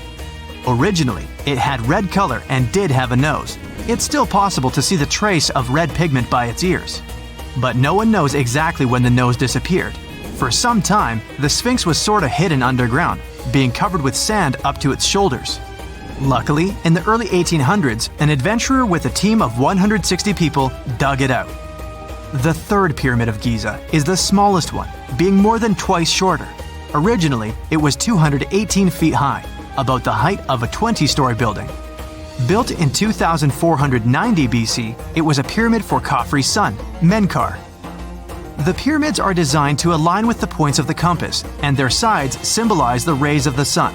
But back at the time, there were no compasses. Ancient Egyptians figured out the directions themselves, and with amazing precision. To align the pyramids, they used 2 constellations. Originally, the pyramids were covered in smooth white limestone and had a gold-silver top to reflect the sun. Later, the white limestone was taken from the pyramids by other kings and used for other buildings. Scientists estimated that ancient Egyptians used about 2.3 million stone blocks to build the first pyramid. Each block weighed more than 1 ton. This is the weight of a rhino. Some blocks were even bigger, being almost as heavy as an elephant. 4.5 millennia ago, there was no modern equipment to help build it. There were no machines, no wheels, and even no steel. The only metal available to them was copper. Even today, scientists aren't sure how the Egyptians managed to build the pyramids. There are no records left that would shed light on it. Some even think that Egyptians wanted to keep it as their secret and didn't even record it on purpose. Many believe that poor people and foreigners built the pyramids, but it's not true. Actually, the builders were very skilled workers, and they were fed and paid well. The archaeologists claim that the builders lived in a nearby temporary city and were a highly organized community with a strong leader. Scientists say that around 20,000 people worked on each pyramid complex, and it took about 20 years to build each. It probably was a national project. The construction site was large in resources, and food and essentials were likely to be contributed from all parts of Egypt. Even with all that support, it remains unclear how people managed to cut, transport, and assemble those huge stones. One of the theories suggests the stones were most likely transported on boats down the Nile River. Then, there was a harder part. They had to be moved to the construction site. For that, they probably used wooden sleds. It wasn't very hard to pull them because the sand mixed with the right amount of water was pretty slick. And 10 people could move a sled even with a rock weighing 1 ton pretty easily. Finally, one last problem. The stones had to be lifted and put into place.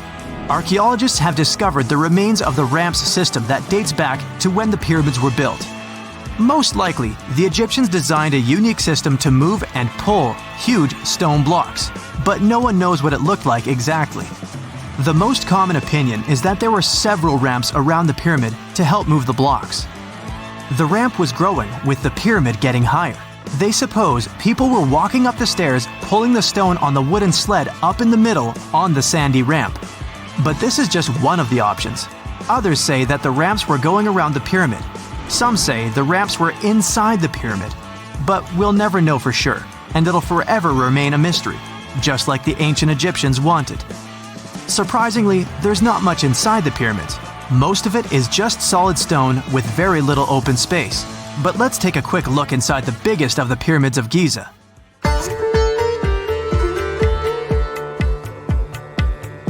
From the entrance, there are 2 stairs, one going down and the other one going up. The descending one takes you to a chamber located underground. That's where the pharaohs are, but not in this pyramid because Khufu wanted to stay higher. The underground room is partly unfinished. The room with Khufu's sarcophagus is called the King's Chamber. It's upstairs and then through the tall and long Grand Gallery. Below the King's Chamber, there's a room called the Queen's Chamber. There are no queens though, and no one is sure why the room is called this. Unfortunately, none of these have any hieroglyphs on the wall. They're just bare. If you want to see them, you should go to the other rooms that are decorated. Those pieces of art are depictions of ancient Egypt's culture and daily life. The texts allow researchers to study their language and grammar. Sadly, the treasures that once were here in the pyramid are long stolen. From that room, there are several tunnels for an unknown purpose. There are many tunnels and passages inside the pyramids. There are many chambers and shafts and secret ways. Scientists have been sending little robots with cameras there for some decades already. And the robots did discover another chamber a bit upstairs with hieroglyphs on the walls. But even today, much of the pyramids is still unknown, and there's no so-called building plan of the pyramids. Egyptians did create a mystery no one can crack for 4,500 years already. Scientists recently started to X-ray the pyramid to learn what's inside it without entering it and its narrow, mysterious tunnels. Imagine working 7 days a week on a large-scale construction site. You, along with thousands of others, carry millions of stone blocks and put them on top of each other according to a complex system. You work without modern construction equipment. You have no air conditioning or constant access to water. It's so hot outside that you can fry eggs on the road. You've been building the pyramid for decades, and now, when it's finally done, you enjoy the result of the colossal work of thousands of people. You're looking at a giant cultural monument of global value that will freeze in time and amaze people for tens of thousands of years. A few thousand years have passed. People in the 21st century see the pyramids and are like, wow, I can't believe humans have built this. Yeah, the people who built the pyramids wouldn't have appreciated such a theory. But actually, there are reasons to believe that people built it using some fantastic technology. From the outside, it seems the Great Pyramids are just big triangles of stone.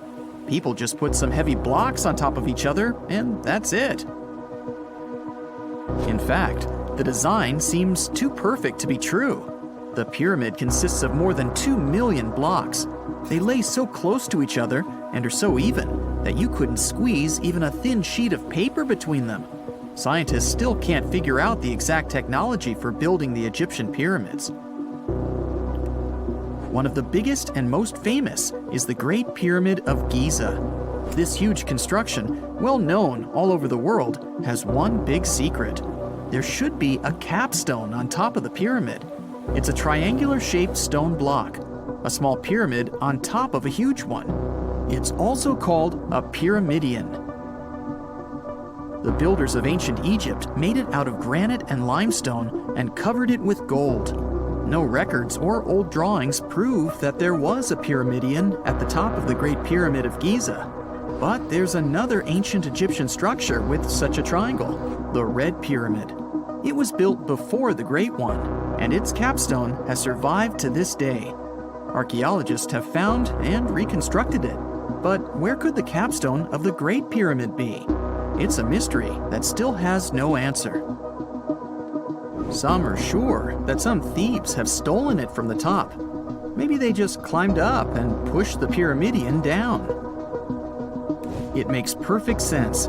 The capstone was probably the most valuable element of the pyramid. Many scientists and archaeologists still don't know its exact purpose. Some believe that this peak covered with gold glorified the pharaohs. The capstone reflected moonlight at night and illuminated the entire space around it.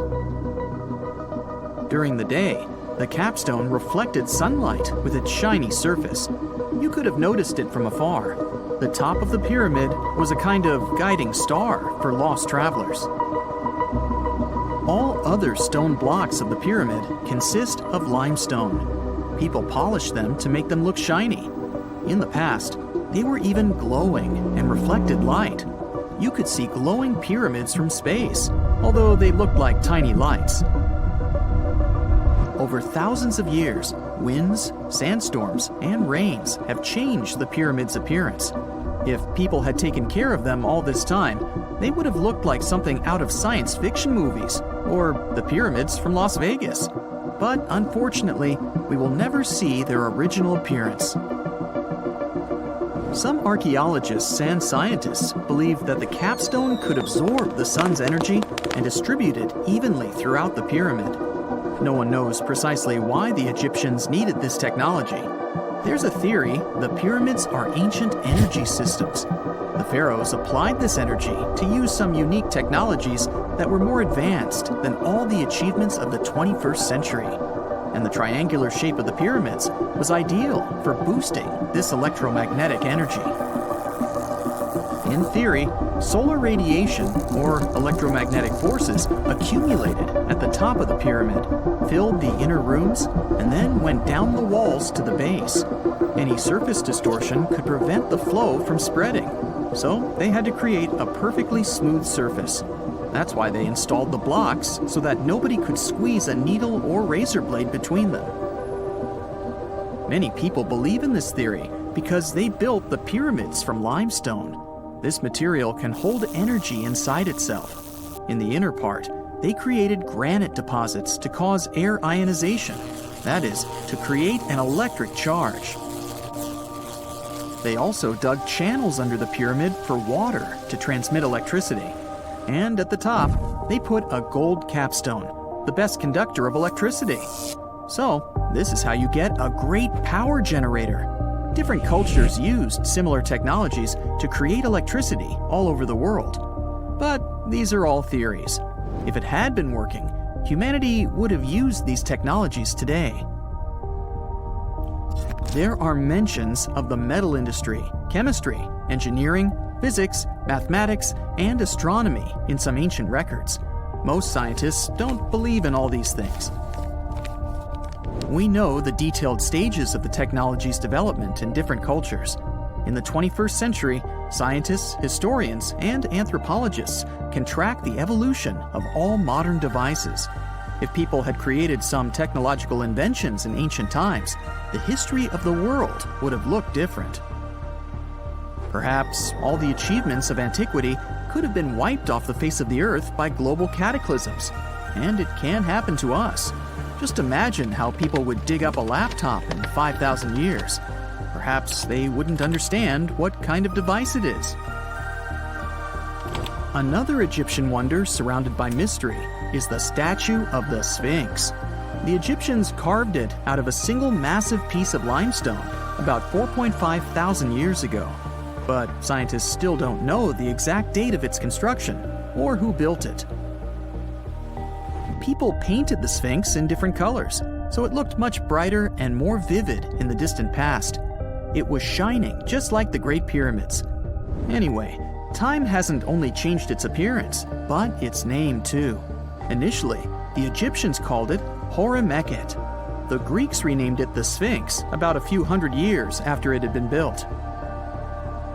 The Sphinx emphasized the greatness of the rulers of Egypt.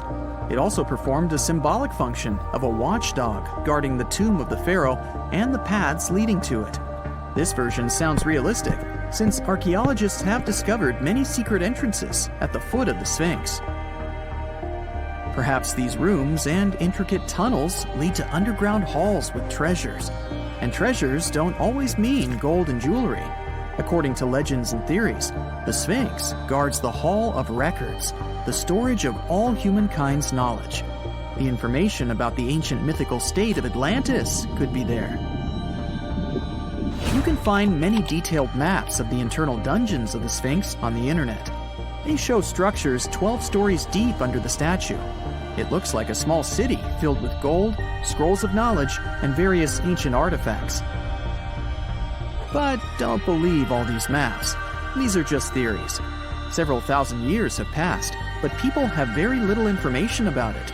Archaeologists know that there are still many strange and exciting things about the Sphinx that are still undiscovered. Some locals are afraid to research because they believe they can awaken something terrible from the underground depths. Therefore, it's mostly scientists from other countries who conduct the excavations. In 1998, scientists discovered strange tunnels leading to empty rooms under the Sphinx. They realized that some people tried to get there through tunnels in the past, and maybe those people took all the treasures that were there. One of the legends says that some powerful artifact lays beneath the Sphinx. Its technology can change the whole world, but the locals are hiding it because it can damage the planet. Some believe that you can find evidence of unknown technologies painted on the granite walls in the pharaoh's tombs. But most likely, these paintings and signs tell us the myths and legends of ancient Egypt. But what if Egyptian symbols and drawings are detailed instructions for using ancient technologies? What if the locals that lived at that time thought, people in the future won't be able to get energy themselves. Let's leave some detailed instructions for them. Anyway, there are many riddles and theories. In reality, the search for answers is a dangerous undertaking, since it's not easy to get into the underground halls. Excavations can ruin the structure of the entire Sphinx. Any person inside the tunnels may get lost and never be able to find their way back. Besides, it costs a lot of money. Now, what would be awesome is if people could invent some device that could scan underground areas and show their detailed models.